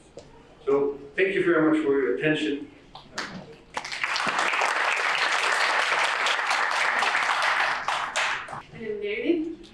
Në historikun e arsimit shqiptar, gjithmonë ka qenë lehtë për institucionet arsimore jo shtetërore. Dhe këtu në çështjet e terminologjisë kemi ende për të sqaruar mes arsimit shtetëror, jo shtetëror, publik, jo publik, privat. Madje në periudha të ndryshme ka qenë edhe ndaluar. Por këto institucione i shërbejnë më së mirë plotësimit të kuadrit edukativ në vend, siç thoshte Ernest Koliqi, tasselli di un unico mosaico, në funksion të gjithëpërfshirjes dhe formimit sa më të mirë të të rinjve. Ndaj sot mes nesh kemi zotin Armal Hasimjen, përfaqësuesi i rrjetit të shkollave private të Shqipërisë, për të diskutuar mbi temën sfidat e edukimit gjithëpërfshirës dhe pluralist në kontekstin aktual. Jam i fundit, dhe shpresoj që them gjëra sa më bezdisëse. Para fundit apo Më përcina ta për fund. Që shpresoj të them gjëra sa më shqetësuese dhe bezdishme që të nxjerr gjuhën. Në fakt është në natyrën time, edhe në momentin kur jam në auditor dhe nxënësve detyra ime ose studentët, detyra ime profesore është të bezdis, dhe t'ju bëj që të shohni ato gjëra që i keni më të besueshme, në fakt. Ja nis me një anekdotë të vogël, s'është anekdotë, është histori të ose reale, por si se ja tregoj nëse jo Milton Friedmanit, një ekonomist i madh amerikan, çmim Nobel në ekonomi, shkon në 1988 shkon në Kinë. E trasin kinezët për të kuptuar pak se si funksiononte kapitalizmi, çfarë mund të merrin diçka nga kapitalizmi për ta ndërthurur me komunizmin. Domethënë kinezët në atë kohë donin të kishin një grua të virgjër me 7 fëmijë praktikisht. Ky ishte kombinimi që po përpiqeshin të bënin. E ftojnë Friedmanin dhe shëtisi gjithandej të shikojnë se si funksionon ekonomia kineze. Kuptohet më tepër japin mend kinezët Friedmanit se sa Friedmani kinezëve. Po flas Partinë Komuniste Kineze, jo për gjithë kinezët, natyrisht. Diku duke kaluar shkon një kantier në Kurrulla. Dhe i tregojnë se si punojnë kinezët për ndërtimin e kësaj hegurullës. Ata që janë mbi 40 vjeç këtu e kanë parasysh si atmosferë, se kanë jetuar në Shqipëri, domethënë lavditën e ndërtimit të hegurullave. Dhe shikon njerëzit punojnë me kazma, me lopata, dhe në një moment ekonomisti i famshëm i pyet, si ja bëni pse me kazma me lopata, nuk keni makineri të rënda? Dhe drejtuesi kinez i pranishëm aty i thotë, ne kemi, por nuk i përdorim, sepse duam që punësojnë njerëzit, që ose do të përdorin makinerinë, pastaj do na dalin gjitha njerëzit që punojnë të papuna. Tere Friedmani e kupton dhe i thotë, okej, nëse halli është që të punësoni njerëz, pse nuk jemi secili nga një lugë dhe nga një pirun, edhe ta ndërtojnë hegurullën me lugë me pirun, se kështu është sigurt që do të punësoni në miliona kinez, jo thjesht ata qindra që ishin aty. Te tregova për të parë në fakt për të ilustruar idenë se si arsimi shpesh përdoret si një lloj ene ose një lloj vehikuli për të transportuar gjithë ato vlerat dhe besimet përfshirë ideologjike që kemi ne në ditët e sotme. Kjo është historia e arsimit, në fakt, që nga momenti kur ka nisur. Mos ta harrojmë fundit që momenti kur dalim në shkollat publike në qarkullim, dhe në atë kohë ishin në funksionimi privat, ose me mentor, si që kishte aristokracia në atë kohë, ose shkolla pastaj që lidhet më tepër me institucione fetare në ato kohë. Po shkolla publike dalin mbas revolucionit francez. Dhe qëllimi themelor i shkollës nuk ishte thjesht të mësonte njerëzve matematikën, fizikën, kimin, retorikën, latinishtën, ato kohra shumë e rëndësishme.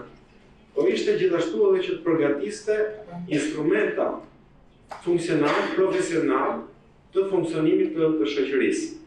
Dhe kjo pastaj është parë më vonë edhe nga shumë njerëz të tjerë ditë të sotme. Do vjen një moment kur shoqëria fillon edhe e konsideron individin si instrument të saj. Ne që kemi jetuar në Shqipëri e dimë se sa mirë funksiononte kjo në thonjza. Unë mbaj mend librin e fizikës të vitit parë të gjimnazit, një shkencë që unë e kisha shumë qejf në atë kohë, kam akoma.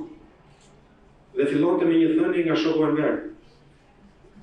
I njëjti shkencëtar i madh, që pasi jepte përkufizimet për atë çfarë ishte lënda e fizikës, shkenca, falni, e fizikës, kishte zbuluar edhe se ku ishin duheshin ndërtuar pluset e naftës në Shqipëri, edhe se si duhesh të bërë mbashtimi i deleve dhe i dhive në Shishtavec ose në Poliçan. Kjo është mënyra se si përdorej arsimi në atë kohë. Do thënë, historia e futjes e përfshirjes së ideve dhe vlerave dhe ideologjive në arsim është shumë e vjetër. Tani njëri problem ne e kemi në ditët e sotme. Problem ose nevojë, sepse patjetër arsimi nuk mund ta shmangësh domosdoshmërisht në ato se çfarë ne besojmë në ditët e sotme. Por kemi një problem të madh ndryshe nga regjimi totalitare, kur gjërat janë thjeshta. E di shoku im ver se çfarë është fizika, kimia, matematika, nëse thot ai 2 dhe 2 bëjnë edhe 5. Ose del një tjetër, një austriak i famshëm për të keq, i cili cakton që racat e njerëzve ekzistojnë dhe disa raca janë superiore ndaj të tjerave. E kam fjalën për Adolfin e Tmerrshëm.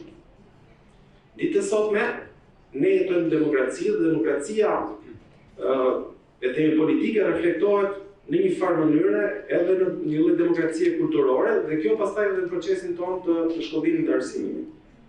Por jo gjithmonë në mënyrën e mirë. Dhe paradoksalisht, nëse shumica e folësve këtu kanë folur për përfshirjen, unë në një moment do të flasim fakt edhe për mos përfshirjen ose mbajtjen larg ose përjashtimin e disa prirjeve të caktuara, sepse do të flasim fakt shkurtimisht në minutat që kam në dispozicion, më tepër për përfshirjen e ideve se sa të njerëzve.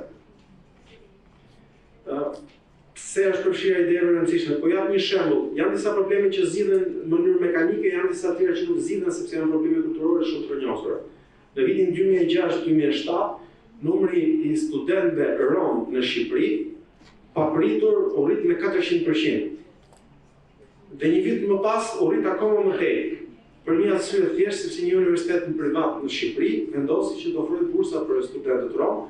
E njoh shumë mirë të gjë sepse kam mbledhur vetë në shkollat e Pogradecit, Durrësit, Tiranës për të bitur nxënës dhe familje rome që të vinin dhe studionin në universitet që nuk e kishin plan me bursa. Ti bën diçka dhe ndihmon relativisht të zgjidhur këtij problemi. Problemet kulturore janë shumë më të vështira për të zgjidhur. Për shembull, kur jemi te pluralizmi, më pëlqeu shumë ajo që tha zoti De Groot pak më herët në raport me rolin që ka shteti në fakt, edhe pluralizmin që duhet t'ju jepet në dorë shkollave. Domethënë disa nga ju janë drejt për drejt me duar të futura në punë, në atë llaçin ton të përditshëm, të arsimit, disa të tjerë pastaj janë më tepër funksionarë dhe teknokratë. Shikoni çfarë situate interesante është sot në Shqipëri, për shembull, do ja vëmë dy shembuj thjesht. Nga që kemi pluralizëm, kemi një lloj prirje për uniformizim të arsimit. Për shembull, sot shkollave private në Shqipëri dhe gjithë shkollave tjera, edhe atyre publike natyrisht, ju imponohet që të mos tekalojnë një nivel të caktuar të anglishtës. Do nëse ti do sot, supozoj në shkollën që administroj unë, tek Rrezkoliçi, nëse ne duam që nxënësit tanë të mbarojnë me nivel C1 ose C2 anglishtën, siç do duhet të mbarojnë në fakt, aty është logjike, nuk mund ta bëjmë sepse shteti shqiptar të detyron që ti të përdorosh metodat që ka zgjedhur ai për nxënësit. Një rast i rrezikshëm, të shumë i çuditshëm, paradoksal, ku shteti vendos që nxënësit nuk duhet ta teprojnë me mësimin e diçkaje. Dhe pse bëhet? Dhe unë mendoj që ka pikërisht një lloj backgroundi ose një lloj qëllimshmërie të shprehur ose pa shprehur në fakt, për të barazuar jo thjesht objektivat po edhe rezultatet, outcomes. Sepse qëllimi është në fakt shkolla private mos duken pastaj si më efikase se sa shkolla publike.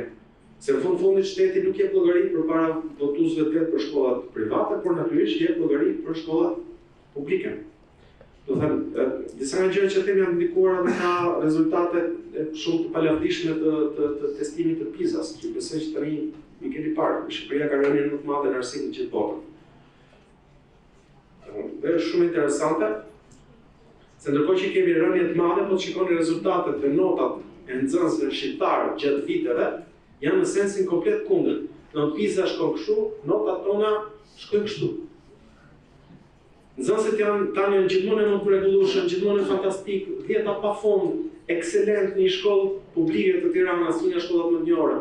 369 herë në 3-4 vitesh e parë, 369 nxënës në ciklin nga klasa 6 tek e 9, në ciklin e veçarës, dhe nga këta 70 veta merrin bursë bashkie, janë në gjitha 10-ta. Do janë të njëjtit që në PISA na nxjerrin neve në fund. Kemi disa probleme largë, për t'ju marrë prapë ke problemi i mungesës pluralizmit. Sot nëse një shkollë vendos për shembull që të bëjë lëndë shtesë në raport me atë që është kurikulumi i miratuar, mund t'i bëjë, por në ftesë nuk dalin. Sepse sistemi i famshëm SMIT është si ai shtrati produktit që t'i pret këmbët nëse dalin përtej shtratit. Dhe nganjëherë këto gjëra bëhen dhe për arsye komplet të paarsyeshme. Të tipit është më kollaj ta bëjmë sistemin ose aplikacionin kështu se sa t'i futemi në telashin për diçka tjetër. Ato se kanë një gjë më të rëndësishme se sa arsimi për një shoqëri. Tani do merrem me 2-3 çështje që kanë lidhje me pluralizmin dhe edhe me përfshirjen. Në fakt, por pavarësisht se tash do ju premtova që do ju bezdisem, do të flas më tepër për mospërfshirjen. Unë mendoj që sot, kështu se shkojnë gjërat në Shqipëri, një nga problemet më të mëdha në Shqipëri është përfshirja e prindërve në arsim, përfshirja e prindërve në një mënyrë të caktuar në arsim. Praktikisht sot nivelin e arsimit në Shqipëri e vendosin prindrit. Nuk e vendosin arsimtarët, mbasi nuk e vendos as shteti. Shteti thjesht i shkon mbrapa dëshirave të prindërve. Ata që janë në shkolla dinë shumë mirë se si ato që janë në institucione shtetërore pastaj ku merren edhe vendimet, e dinë gjithashtu se sa e rëndësishme është për shtetin që të mos mërzis prindrit. Duke gjetur mënyrën që të kemi tekste sa më të lehta, pavarësisht se nxënësit do ankohen gjithmonë me tepër shumë raskapitën duke mësuar, megjithëse jemi në nivel shumë të ulët krahasimisht me vendin nga i përket tekstet. Jemi praktikisht një vit e camt mbrapa për nga niveli, po të marrësh të masësh. Etj. Prindërit sot janë bërë të gjithë fuqishëm nëpër shkollat tona, në mënyrë drejt për drejt ose të tërthartë. Por prindi sot e vendos praktikisht nivelin e marrjes së dietës. Prindi me gjitha, dhe kjo është një nga problemet kryesore. Një është i bindur që nxënë, po flas për prindin në përgjithësi dhe mund të thotë për gjithë prindit e Shqipërisë, por prindi sot prioritet kryesor ka një që fëmia të jetë sa më i qetë psikologjikisht, të shmangë çdo lloj stresi, në shkollë të vi me qef,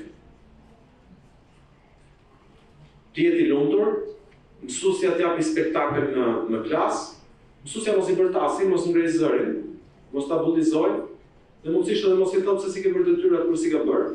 Dhe mësuesja duhet të ketë jashtëzakonisht kujdes me nxënësit. Dhe me gjitha pastaj mësuesja duhet ta fitojë respektin e nxënësit. Ideja është kur nxënësi futet në klasë, po si pëlqeu mësuesja, mund edhe mos ta vrasë mendin për procesin. Këto janë gjëra që kërkon prindi. Në fakt i jepen deri ke pika ku dështojnë. Deri ke pika ku ne kemi një sistem në cilin mësuesit sot janë praktikisht të tredhur profesionalisht. Janë të pambrojtur në raport me prindit dhe i nështrojnë tekave të prindit. Ky është njëri element. Kemi pa fund sot filozofira, teorira, të cilat thonë që kjo çështja e gjendjes psikoemocionale të nxënësit duhet të jetë rehat, duhet të jetë kjo duket sigurisht determinante. Nga ana tjetër kemi prindër që i duan fëmijët me gjitha dhjeta. I duan të shkëlqyer. Por nga ana tjetër mos stresohen, mos flohen. Shikoni pak se sa zgjidhje geniale kemi gjetur në shqiptarët. Do të jemi me gjitha dhjeta, do të jemi të shkëlqyer, por pa u stresuar, pa u lodhur. A thua se në një moment pastaj në moshën 18 vjeç kur ti futesh në botën reale, Duhet kalosh në një situatë në cilën stresin e ke zero, lumturinë maksimale dhe ke mësuar çka ke mësuar, në një botë në cilën papritur stresin e ke maksimal dhe gjithë kushtet e tjera të kërkesës, të llogarisë e tjera, ke komplet kundërtat me ato të mëparshme. Ne presim që diku një ditë të bukur në moshën 18 vjeç, një fëmijë i cili është rritur me idenë që ka vetëm privilegje dhe të drejta, por asnjë detyrë, i cili është rritur me idenë që gjithçka, çdo punë që duhet bëj në jetën time, duhet më japi kënaqësi, se po s'm dha kënaqësi, po që e detyruar, po pati stres, nuk duhet ta bëj, është e drejta ime të mos ta bëj, dhe papritur ti fëmijë i kërkohet që të paguaj pensionet tona. Për ta thënë më konkretisht. A është kjo mënyra e duhur për ta krijuar dhe rritur vetbesimin e fëmijës? Unë jam dhe pedagog në universitet. Ju siguroj që në pedagogët jemi shumë mizor dhe nuk e vrasim fare për nivelin e lartë të vlerësimit dhe nivelin e lartë të konfidencës dhe besimit që ka një student për paftësinë e tij kur vjen në universitet. Praktikisht në detyrohemi si mes të parë typin t'i bëjmë ato gjëra që të duhet ishin bërë që në klasë 8 ose klasë 9. Si për shembull menduar kritik, strukturimi dhe shkrimit e tjerë. A është i shëndetshëm? Zero. A edukon një shkollë të tillë individ të aftë për të përballur me realitetin që jetojmë? Ju marr një shembull shqiptar. Në letra, në statistika, fëmijët shqiptar janë sot shumë herë më të shkolluar se sa para 10 vjetësh, 15 vjetësh, 20 vjetësh. Në të njëjtën kohë, punëdhënësit shqiptar stresin madhor në këtë moment, më parë kanë pas qeverinë, korrupsionin, tash nuk e kanë më. Tash kanë probleme që nuk gjejnë njerëz për punuar. Dhe jo njerëz që nuk kanë diploma, po njerëz të gatshëm që të marrin një punë përsipër, që ta bëjnë. Dhe paradoksi është një që Shqipëria sot i ka syt për të marrë nga Bangladeshi, Nepali, nuk e di se nga. Vitin e kaluar, papunësia të rinj në Shqipëri është rritur me 8%. Aq sa që është rritur dhe numri i kafeve në Shqipëri. A lidhen të gjëra me njëra tjetrën? Ja vlen ta mendojmë. Ke pjesa tjetër. Ja u thash pjesën e rolit shtetit ke kjo gjë, shteti, do flas për shtetin për përdor një lloj eufemizmi për mos vënë përgjegjësi pasaj konkrete, por do kemi parasysh gjithsesi që vendimet në shtetin marrin politikanët. Dhe politikanët fatkeqësisht në Shqipëri kanë vërtetuar që janë të gatshëm të ofrojnë gjithçka që kërkojnë votuesit. Nuk di raste të tilla do të kemi diskutimin sepse kanë përmendur me një pjesë që njihen personalisht, dhe secili që është në arsim sot e ka të qartë këtë gjë. Në qoftë se nxënësit kërkojnë vjeta, është e sigurt që shteti do ja japë vjeta. Problemi është që nxënës që sot është tek 8 ose është tek 7, pas një viti nuk është dhe ti e vjen 10, pas një viti nuk është më tek 8 dhe 7. Është tek 6. Unë jam në një shkollë në cilën nxënësit i marrin me test. Dhe në këtë shkollë, ju siguroj që kur bëhen testet, 99% atyre që vinë me gjitha vjeta nuk janë me gjitha vjeta. Dhe nga ka 60% i ke realisht ke 6 dhe 7. Dhe këtë nuk ja u them vetëm unë se është testi i zakonshëm. Te o thotë cili do njëri sot me disysh që jetë mësim në shkolla ose që ka një lloj lidhje me sistemin universitar. Egalitarizmi, kjo fryma e përfshirjes në sensin e egalitarizmit, barazimit është interesante. Është një funksion që arsimi e ka, në fakt, çështja është që mos ndoshta e harrojmë se për çfarë duhet, çfarë është misioni fillestar më i rëndësishëm i arsimit dhe e kthejmë pastaj harrojmë qëllimin edhe e kthejmë instrumentin si qëllim vetvete. Përpara 4-5 vjetësh një ish ministër e arsimit në Francë deklaroi që notat ishin shumë të gabuara, notat duhet ishin hequr, vlerësimin duhet të hequr, sepse krijonte stres tek nxënësit dhe nga ana tjetër krijonte edhe pabarazi. Pse krijonte pabarazi? Sepse ata fëmijë që vinin nga familje ku prindit investojnë më tepër, kujdesen më tepër për fëmijët, janë më të vëmendshëm ndaj arsimit, detyrimisht do të kishin fëmijë me nivel më të lartë arsimor do përfitonin më tepër nga shkolla, që është gjë absolutisht e vërtetë. Është një fakt sociologjik, një fakt kundërshtueshëm. Statistikisht. Çështja është, a e zgjidh problemin e barazimit duke i ulur të gjithë në nivelin e poshtëm, apo duhet përpiqesh që këta që janë më lart i marrësh si model, shikosh si funksionon dhe ti ngjisësh të tjerët lart. Ky është një problem që e kemi dhe është problem ideologjik, me thënë vërtetën. Një element tjetër pastaj, po e lejtë se këtu do ketë goxha debate dhe nuk po mbaron koha. Mbaron e? Po, ne. Kështu është kur e keni konferencë gjithëpërfshirëse. Një rast interesant për folur për çështjen e gjithëpërfshirjes për nivelet identitare. Se sot keni çështjet e LGBT-ve, çështjet e identitetit fetar etj. Për rast një shembull para 4-5 vjetësh erdhi një nxënës në shkollën tonë, ishte me shami muslimane, mbante shami vajza. Meraku jonë ishte si do reagonin tjerët. Mund ta merrnin vendimin vetë në shkollë private, nuk pyesin njerin. Po donim që nxënësit ta vendosnin vetë atë, u futën në klasat e gjimnazit të shkollës dhe i pyetën nxënësit a jeni dakord që kjo nxënësja të bëhet pjesë e klasës tuaj? Gjithë janë dakord. Për prindit duke lodhur shumë mendje me të vërtetën, se gjithsesi e kishin edhe argumentin. Ne mendojmë, unë mendoj personalisht, do të flas në se shkolla ime, po tash po them edhe mendimin tim personal, që çështja e identiteteve gjinore, fetare, çfarë do të thotë besimi individual që ka njeriu, do duhet mbetet në fakt në sferën private. Nuk mendoj që shkolla ka për detyrë që në një moment të caktuar të reflektojë fuqishëm një prirje të caktuar ose një ideologji ose një element të caktuar të kulturës ose prirjeve mbizotruese të kulturës së një vendi. Dikush mund ta ndjejë veten kështu ose ashtu në këtë fe, në këtë gjini etj. Po këto janë çështje që mendoj që duhet mbeten personale. Ajo që është e rëndësishme është në shkollë të gjithë janë të barabartë. Të gjithë të trajtohen në të njëjtën mënyrë. Atëherë, do ta mbyll tu sepse fantazias më tepër, çfarë mendojnë që do duhet ishte zgjidhja kryesore? Ai problemi kulturor i prindërve tanë tash nuk zgjidhet shumë kollaj do në 20 vjet. Dhe për momentin nuk kemi duke shkuar në sensin e zgjidhjes, në sensin e kundërt.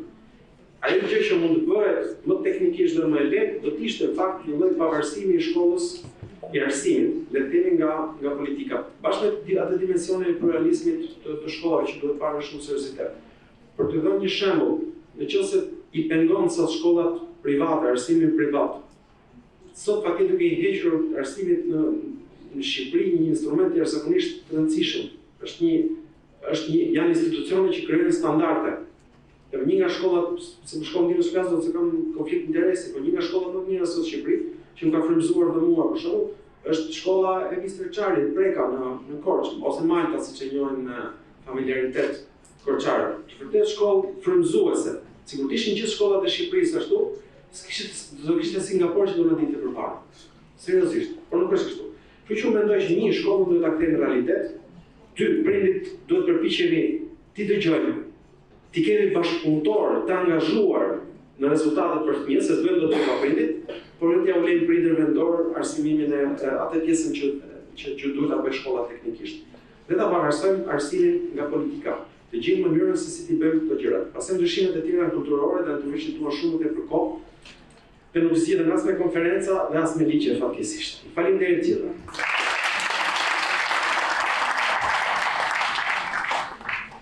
Faleminderit. Qasja e barabartë dhe mundësitë e të mësuarit me cilësi të lartë është një e drejtë themelore e njeriut, është një kurth themeli në fakt i koezionit social dhe pikërisht për të folur mbi këndvështrimin e krishterë mbi njeriu dhe kulturën e vllazërisë, ftoj Modern Deputatën, koordinatoren kombëtare. Faleminderit Anita. Duke qenë e fundit, kam privilegjin e në fundit, kështu që ju jeni mezi që jeni duke pritur për me ba kohën tuaj të pyetjeve. Do të jem shumë e shkurtër, pasi materiali pastaj edhe do publikohet edhe do kena kohë ta shohim, dhe kështu që do të referohem vetëm slajdeve dhe jo asaj çfarë kam shkruar. Çësia jonë në edukim. Çësia jonë, kur jam duke fol jonë, jam duke thënë shkollat e rjetit të edukimit katolik. Është një çësie që ka në qendër dialogun dhe përkujdesjen, dialogu jo vetëm në nivel personal, por dialogu edhe në nivel institucional, pra të shkollave me territore dhe të shkollave dhe të rjetit me aktorë të tjerë. Kur flas për përkujdesjen, jam duke thënë që na karakterizon pikërisht ajo vëmendja për çdo person njerëzor i cili është i thirrur në jetë për të qenë një mision i bukur për botën. dhe e bëjmë të shprehim të përkujdesje nëpërmjet shoqërimit që i bëjmë fëmijëve. U fol këtu në disa rrethana, shoqërimi që i bëjmë, pra ajo cilësia e marrëdhënieve edukative që ne mundona ta promovojmë dhe ti shërbejmë. Kur tham ti shërbejmë fëmijës dhe asaj thirrje që ai ka brenda, por edhe familjes. Në disa pika bashkohem me profesor Malin, disa tjera jo, po kina kohë me bisedu. Vlerat që na karakterizojnë edhe që ne i frymëzojmë të fëmijët tanë, nuk i kalojmë nëpërmjet një mësimi të veçantë, një lëndë të veçantë, e përsëris nga cilësia e marrëdhënieve. Është mirë me i thënë se ne kemi gjithmonë frymëzona nga vlerat e Ungjillit, po cilat janë? Fundit janë vlerat universale, jeta e dinjitetit njerëzor, e vërteta e dashuria, respekti dhe dialogu, ndershmëria dhe drejtësia, familja, puna, e mira përbashkët, paqja e tjerë. Ka preferuar mes shumë tjerave që ti vendos, pasi në këtë horizont ne punojmë. Dhe në këtë prizëm ne mund të thënë që jena vërtet aktor të edukimit, sepse bashkëndajmë njëjtat vlera të vërteta, që të gjithë i besojnë, por jo të gjithë e dinë që janë vlera të ngjyllura në fundit janë të njëjtat.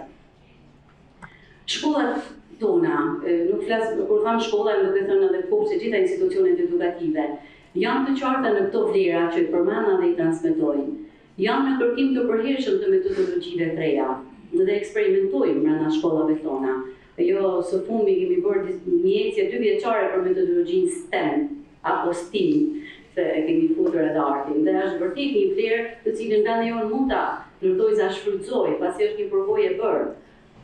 Jemi të angazhuar në formimin e plotë të fëmijëve, në nënvizoj e plotë, se gjithë jemi, kur thamë plot, jam duke thënë të gjitha aspektet e tija, përfshirë dhe të shpirtërori, të cilit ne i kushtojmë vëmendje, në respekt të zgjidhjeve të prindërve. Këndvështrimi i shkollave katolike në arsimin sot, edhe na kemi disa pika, por ne kam përmbledh në këtë forum. Së pari ne besojmë që edukimi është e mirë publike.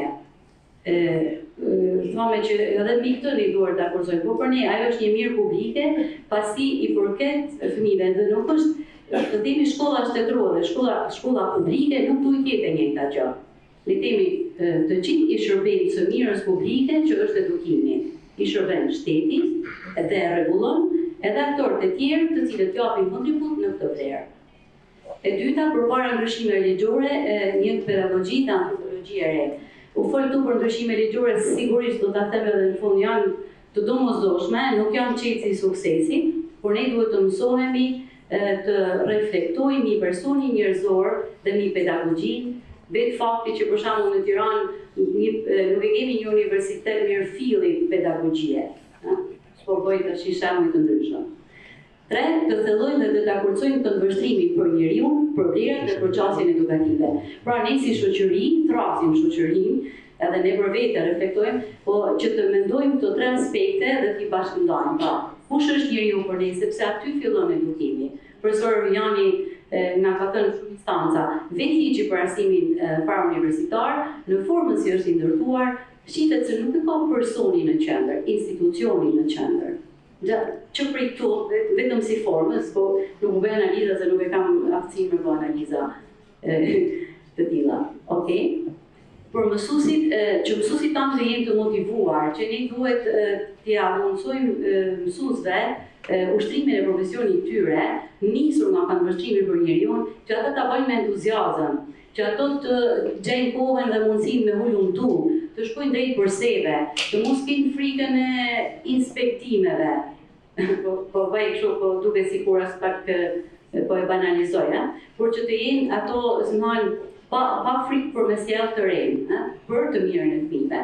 Të rimendojmë formimin fillestar të mësuesve, duke nisur nga pedagogjia dhe antropologjia që përmenda, të fokusohemi në parimet, të fokusohemi tek një mendimi holistik dhe kritik, mësuesit së pari, sepse shumë shpesh ndalemi tek forma dhe nuk shkojmë te substanca. Dhe këtë nuk e mëson mësuesi kur është duke dhënë mësim. E mëson që në kohën e formimit vetë, e mëson që kur ka qenë vetë nxënës.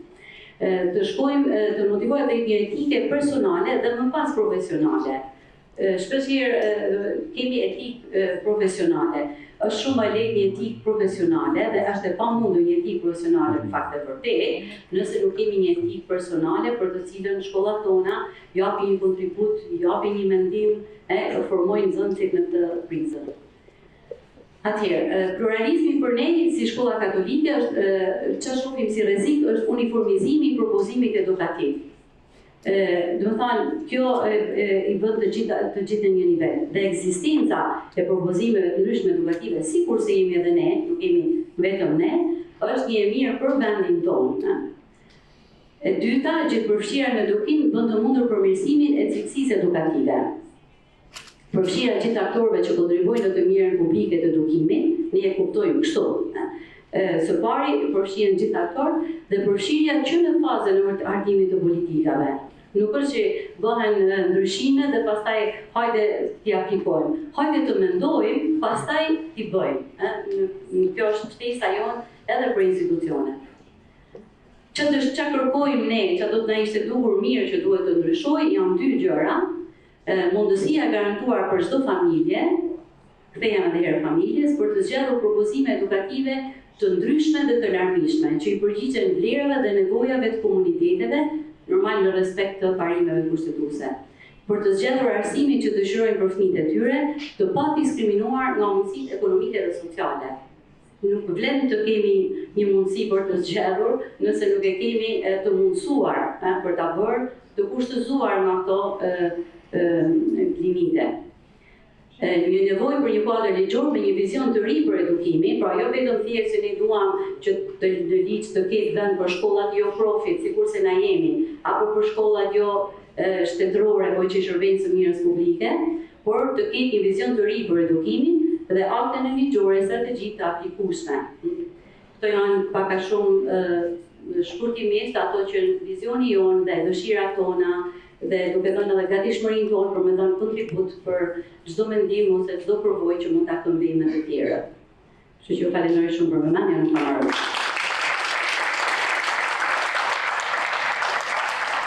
Faleminderit Motër. Edhe tani kemi në fazën aktive për auditorin. Pas të gjitha referimeve me interes i madh, besoj për të gjithë. Bashkë dhe shumë veç me që bërë shënime. Kështu që besoj se dhe pyetje do të kemi shumë tani.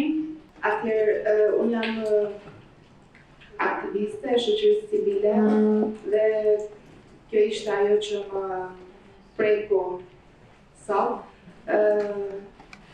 Tani jam përqendruar te problematika e shpopullimit të Shqipërisë dhe kam shumë dëshirë të jap një kontribut për, nuk e di se si quhet në zyrtare, riadresimi i shqiptarëve në Shqipëri dhe mendoj që për të tërhequr shqiptarët për të rikthyer në Shqipëri, arsimi duhet jetë një pikë e fortë, duke qenë se ka qenë një ndër arsyet pse dhe shqiptarët janë larguar.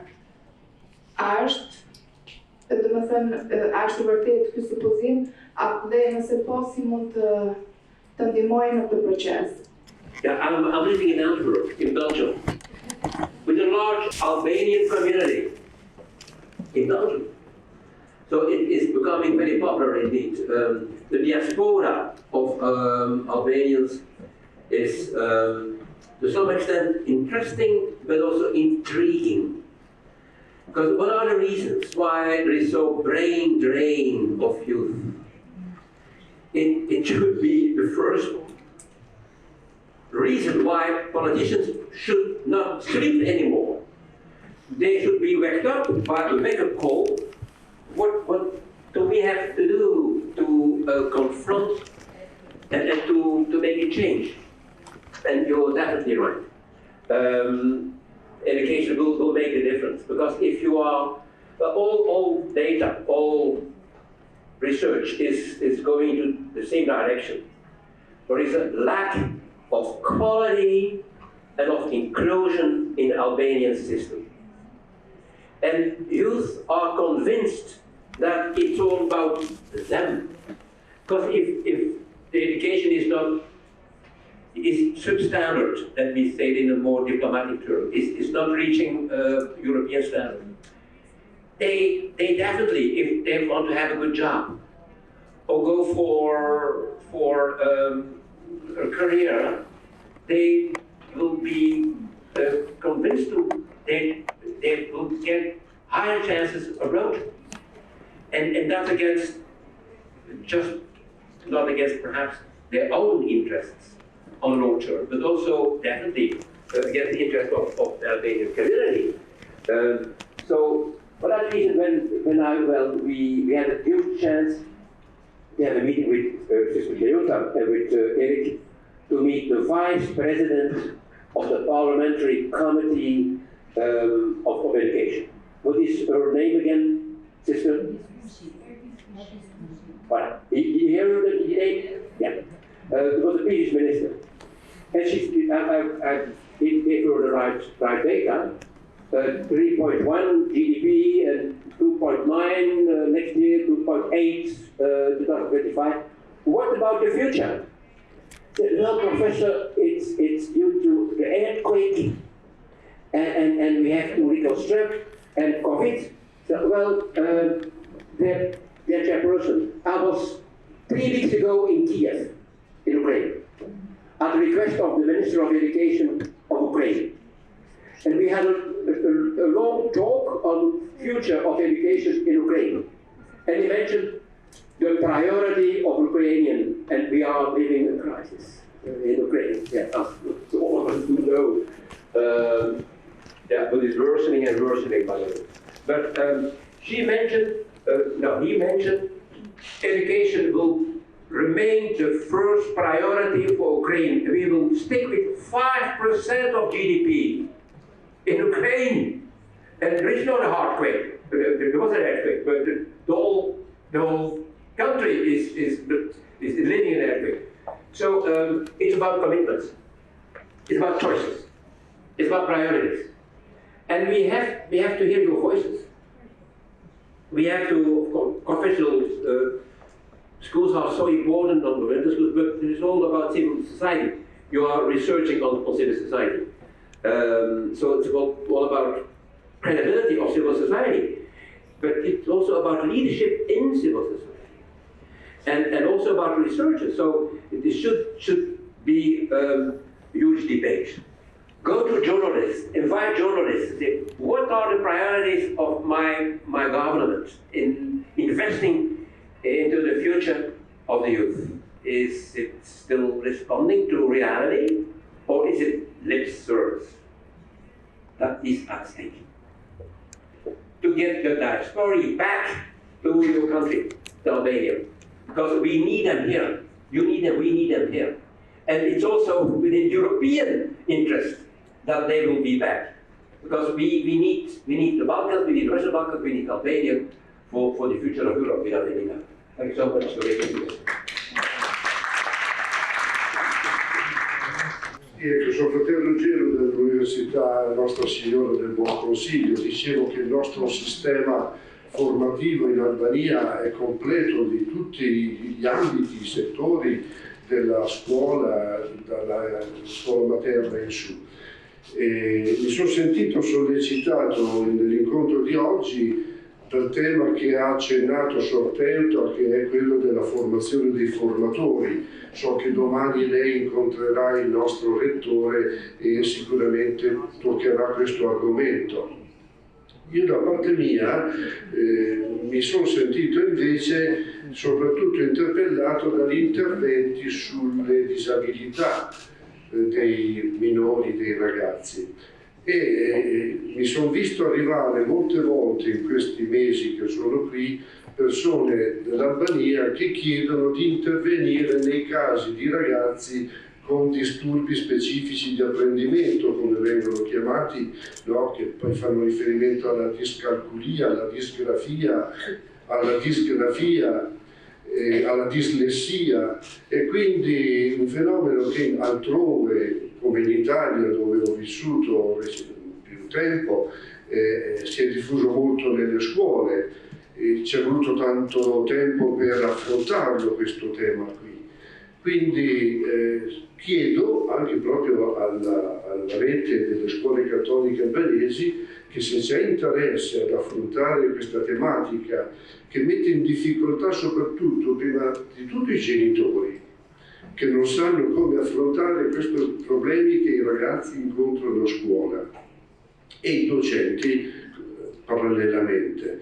Nella mia esperienza 20 anni fa avevo iniziato dei gruppi di mutuo aiuto proprio per i genitori, per capire come affrontare i problemi della dislessia, per esempio, e attività nelle scuole con i docenti. Dopo 20 anni sono cambiate molte cose. Se fosse possibile attraverso l'università, l'ospedale, perché chiaramente c'è anche una dimensione diagnostica, quindi di natura di neuropsichiatria infantile, ma via via tutti gli aspetti connessi alla didattica, alla metodologia. Se volessimo avviare un gruppo di lavoro su questi temi, ecco la nostra disponibilità.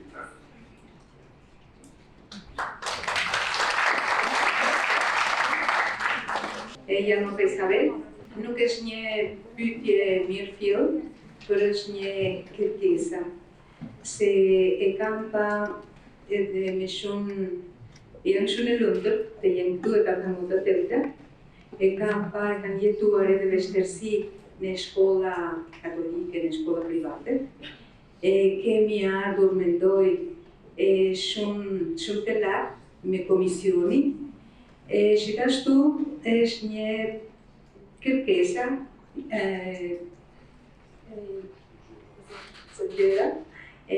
ka emeruar tani, por unë nga disa vitet e kanë kyë. Sa vështirësi është edhe me marrë personeli. Edhe unë jam nga një vendi që po është edhe edukimi katolik shumë të vështirë. Por ama e kemi ardhur me formu një universitet për të formuar mësuese, sidomos për fillore, se është kryesori për mendimin tim. E duhet të jetë. Atëherë mendoj që shumë nga vështirësia që edhe mesoteri përgjithësit e shkollar private këtu në Shqipëri e ka emeruar. Janë ata edhe janë shumë akoma. Se vështirësi për të traktuar fëmijë me aftësi të ndryshme, disa herët e kemi ne, por e ka shumë herët edhe mësuese. Vështirësi për të jetë me një mentalitet të hapur, e kanë të para mësuese.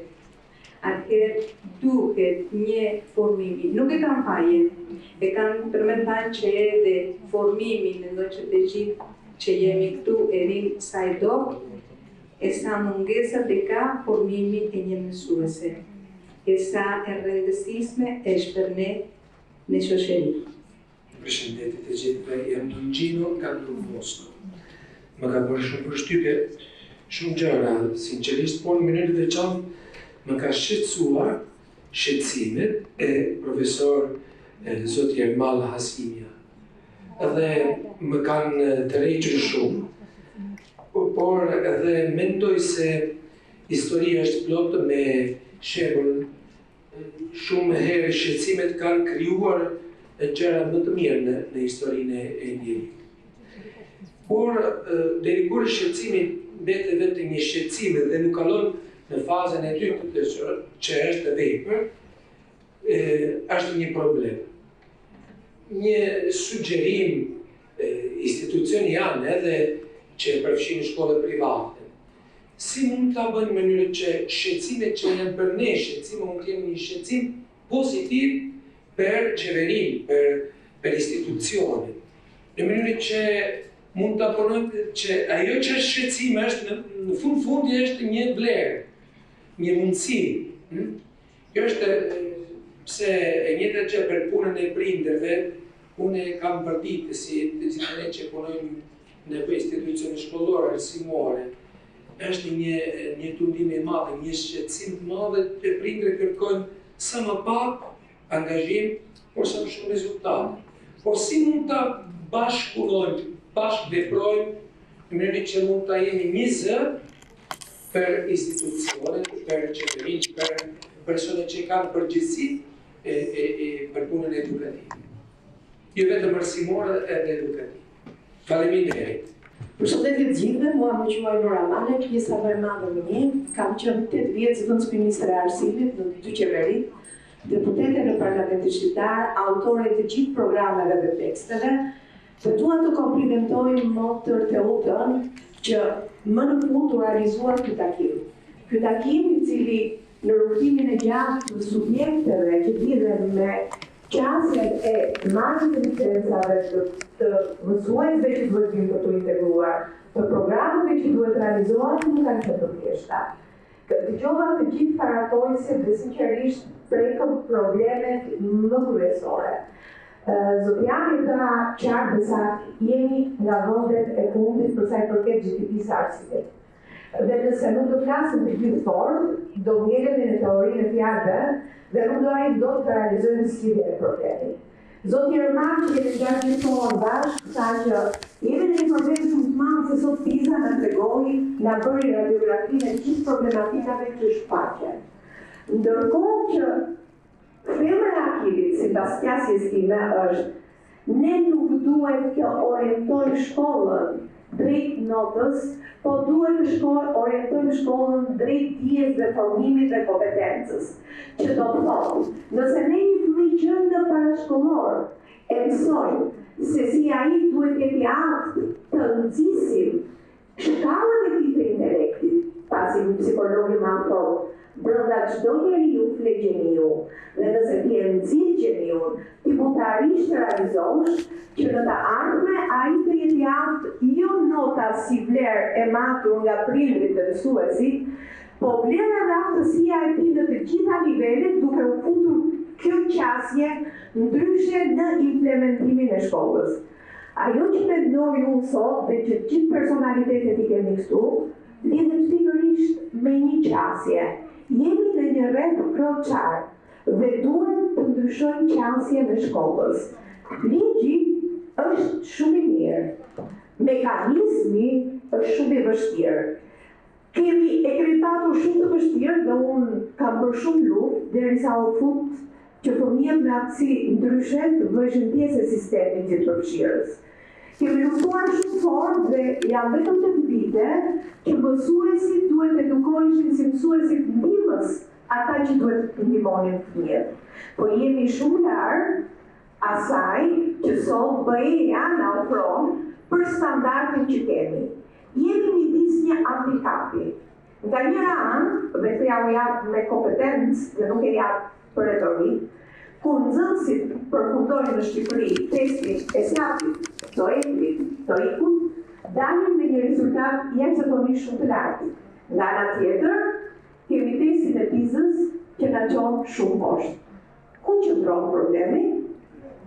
Problemi qëndron se sa ne jemi të aftë dhe se sa vlerësojmë që ky test nuk lidhet me vlerësimin individual, se është pa emër, po duhet të jetë një qasje tjetër për të bërë vlerësimin e asaj çfarë ti di dhe çfarë ti mund të ofrosh gjatë gjithë jetës për të mësuar. Dhe e fundit për ta mbyllur, po e bëjmë të diskutim në një moment shumë të mirë. Në një moment kur debati për buxhetin është ende, megjithëse ka kaluar në parim, mund të diskutohet. Duhet të lobojmë të gjithë për buxhetin. Mbaj mend që në kohën kur unë kam qenë zëvendësministre deri në 2020, e kam shkruar me dorën time në strategjinë e arsimit parauniversitare, duke pyetur kryeministrin e vendit. A mund ta çojmë deri në 4% GDP-n? Dhe më tha po. Jemi sot, pra karta kanta scriptumana nuk qëndroj. Sepse sot, që jemi në 2023, ne kemi GDP-n 2.9. Dhe në vimësi do shkojmë ke 2.7. Miq të dashur, arsim pa investim nuk bëhet. Dhe që mësuesit ti mirë trajtosh, duhet ti vlerësosh, duhet ti trajnosh, duhet të krijosh jo vetëm formimin e shkollës për edukator, po duhet ta bësh gjithëpërfshirës procesin e mësuesit. Mësuesi nuk duhet të jetë vetëm kimisti që mëson kimi, po duhet jetë atë parë aftësia e tij për ta kuptuar deri ku shkon ngarkesa e fëmijës. Sot, bota ka krijuar reakcion dhe nuk ka krijuar diversitet. Sot, kemi dashur dhe po japim nëpërmjet smartphone-it dhe nëpërmjet zhvillimit të shkallës së teknologjisë mbyllje në vetvete dhe problemi më i madh që sot po vlet njerëzimi është vetmia dhe jo socializimi. Ndaj, do t'ju lutesha në emër të besimit, por dhe në emër të misionit, të gjithë së bashku ta lëvizim pak se shqiptarët janë popull i zgjuar, dhe këtë tregon ajo zonja që sot drejton inteligjencën artificiale që i ka për shkollën në Shqipëri, dhe jemi që e duam investimin se në studimet e mia kam nxjerrë një vlerësim. Jemi popull i parë në botë që prindërit investojnë, sakrifikojnë, shkojnë dhe në migracion për të edukuar fëmijë. Faleminderit.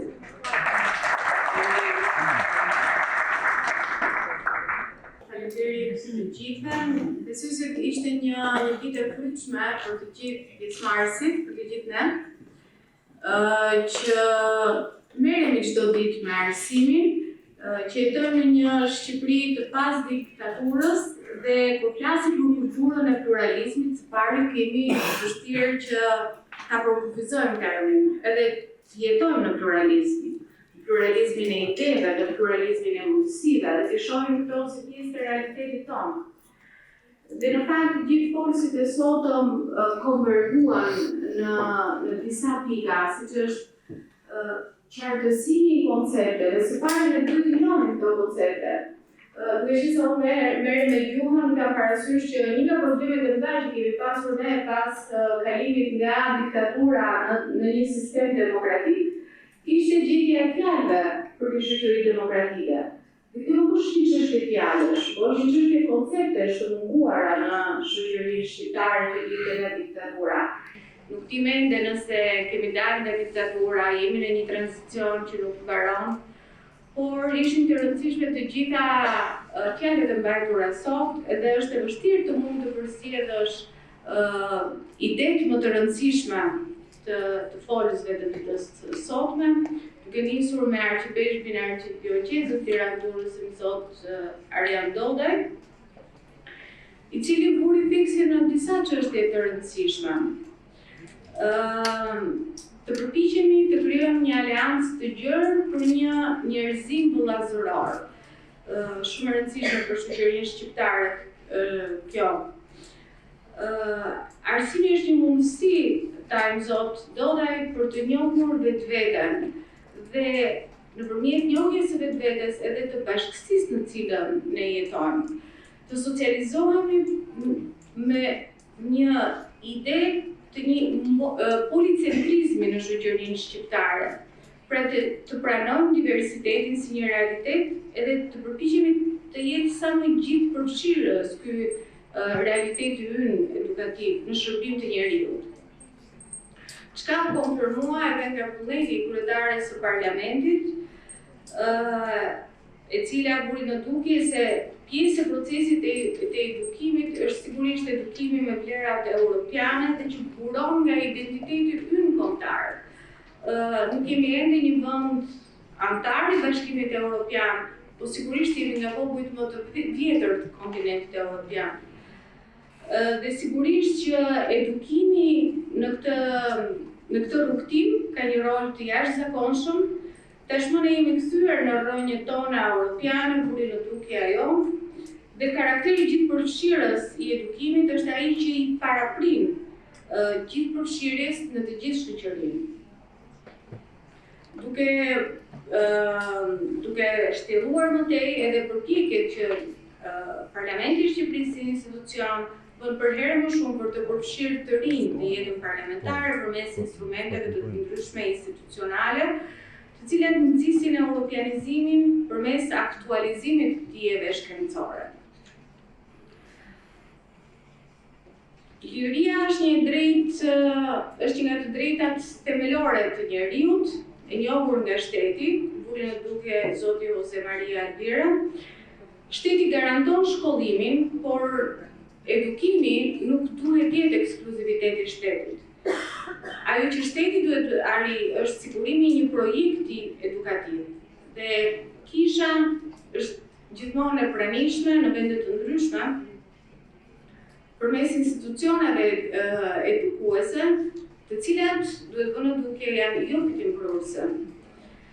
Dhe Franca, në të cilën laicizmi është një nga vlerat republikane, është dhe shteti që i mbështet më shumë të institucione.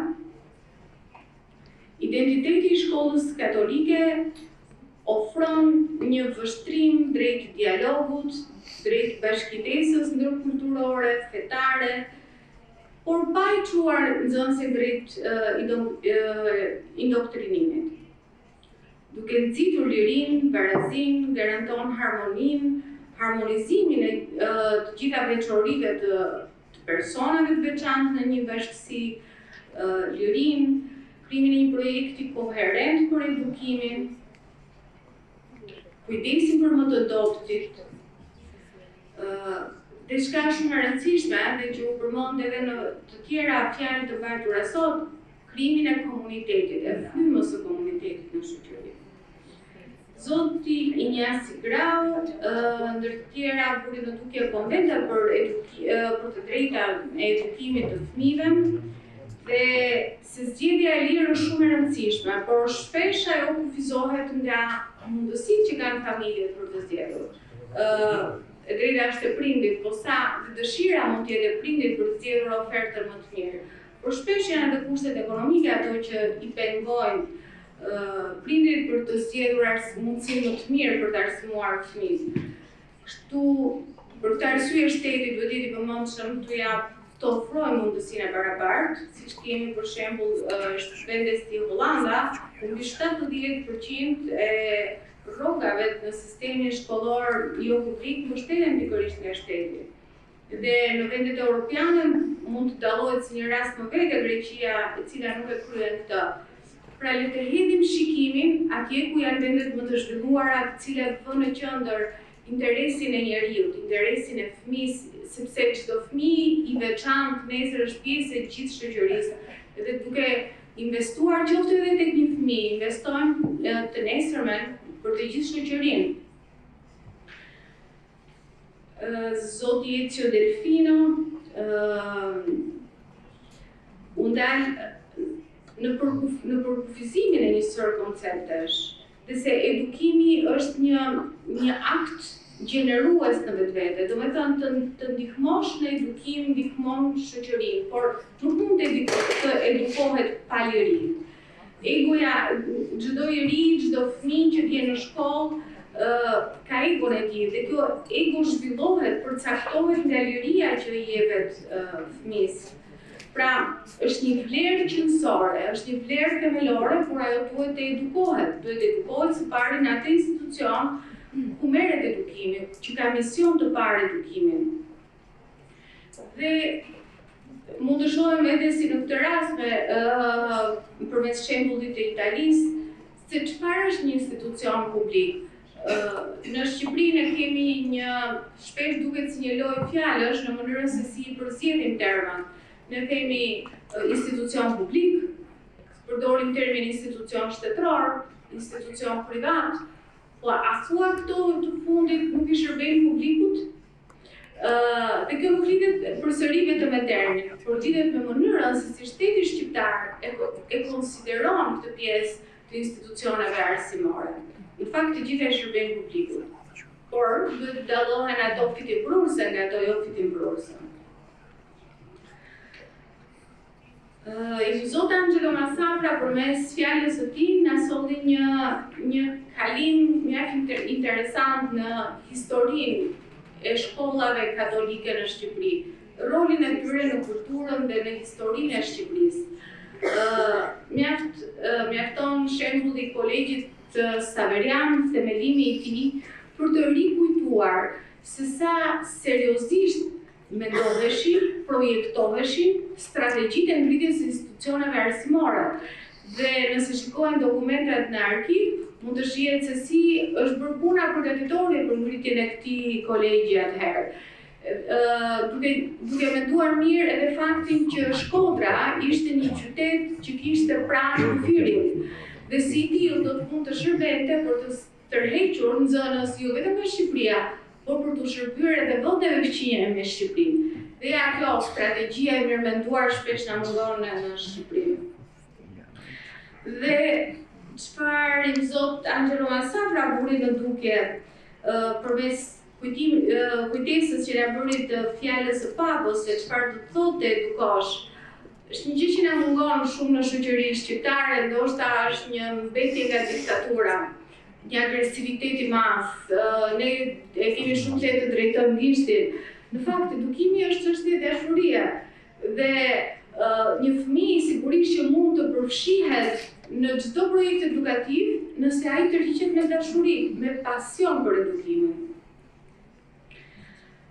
Dhe analiza e profesorit Jan de Groef sigurisht është shumë e vështirë për të përmbledhur në pak pika tani në fund të konkluzionit, por ne do kemi fatin që ta kemi të plota të fjalë, të mund ta votojmë e më pas edhe t'u ofrojmë institucioneve tona vendimarrëse dhe ligjvënëse, por disa pika të veçanta në cilat do të ndaleshen.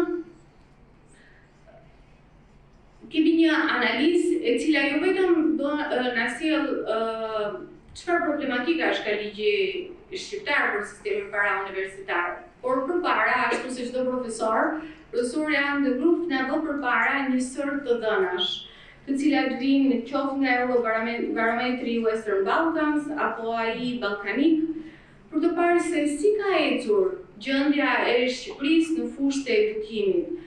Se si ka ecur paksimi i fondeve në shërbim të arsimit në Shqipëri. Cilat janë pikat problematike të arsimit shqiptar, duke nisur nga mungesa e politikave të duhura në edukim,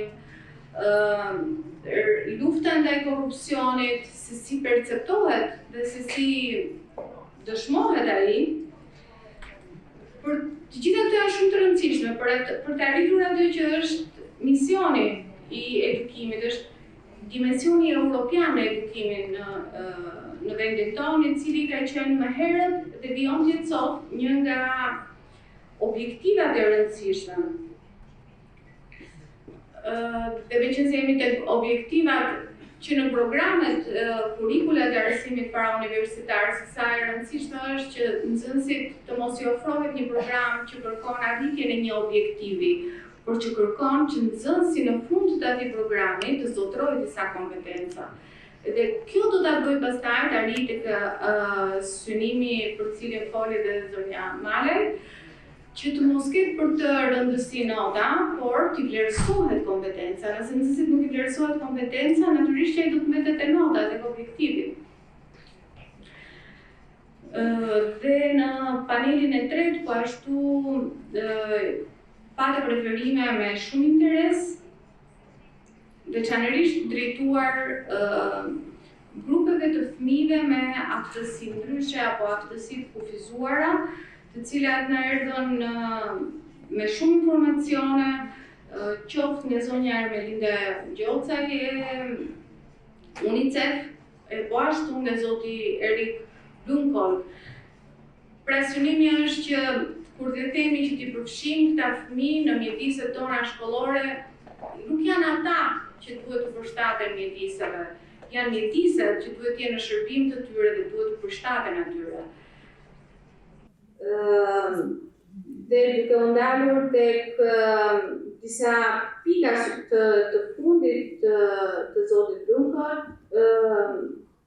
çfarë duhet të bëjmë ne për të arritur inkluzivitetin dhe rritjen e cilësisë. Së pari duhet jemi qartë për kufizimin se çfarë kuptojmë me gjithëpërfshirjen. Dhe se duhet kemi një vëmendje të veçantë për fëmijët me aftësi të kufizuara, po jo vetëm për fëmijët me aftësi të kufizuara. Për grupet e veçanta të fëmijëve të cilët i drejtohen institucioneve shkollore për të ndjerë të gjithë të pranuar, për të nxitur, për të dhënë të mirën e tyre. Dhe sigurisht është shumë e rëndësishëm çka edhe u pohua në disa raste të tjera edhe nga folës të tjerë, trajnimi mësuesve.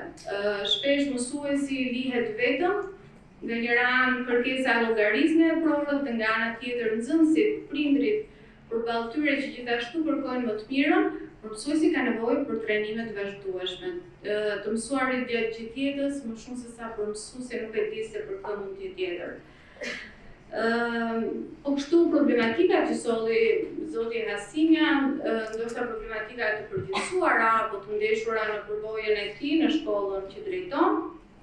Sigurisht janë problematika me cilat përballet shoqëria jonë, të perceptuara në mënyra të ndryshme. Unë ta kisha pyetur po vetëm ku do ta fuste në ato kategoritë e prindërve, nuk e di nëse do ta gjej veten në një nga ato kategori, besoj se vështirë. Dhe sigurisht, mbyllja me fjalën e motër të Utës, besoj se ishte më shumë vlerë se kjo përmbledhje pikash që po përpiqem që të bëj unë, sepse motër të Uta sqaroi edhe një herë misionin që ka marrë përsipër Komisioni Katolik, edhe për të cilin kjo konferencë është vetëm një fillesë. Por ajo gjithashtu sqaroi konceptet e para dhe themelore mbi të cilat ngrihet puna e edukimit katolik dhe se sa e rëndësishme është që të ndryshon kuadrin ligjor, por përpara se të ndryshon kuadrin ligjor, të ndryshon mendësinë tonë për edukimin. Ju falenderoj të gjitha dhe tani në punëtor të Uta fjalët e mbylljes. Po, sigurisht dua të falenderoj gjithë profesorët e cila patjetër do ta kemi në dorë, sikurse edhe të gjitha ndërhyrjet të gjithë panelistëve. Ju falenderoj shumë, sidomos edhe për interesin dhe për zemërsimin me cilin keni ndjekur gjithçka. Nuk dua ta mbyll këtë pa falenderuar stafin ton të KKEKSH-it, sekretariatit, duke filluar me Mirelën, me drejtoren operative, me Malvinën, që tash s'po ma nxjerr syri, po ja po është, me Xitën, me Andreasin dhe me operatorët e tjerë që na ndihmojnë me çu përpara atë që kemi për zemër, edukimin e fëmijëve. Normalisht të gjithë edhe të pranishëmve dhe të ftuarve që ishin bashkë me ne, dhe i ftoj panelistët të vinë me bëj fotografi para se të bëjmë dorë të pikën finale, që mos të largohen, dhe të gjithë ju ftoj me një koktejl që do jetë i shtruar për ju edhe miru takofshin gjëra tjera më të bukura për ti. Faleminderit gjithëve.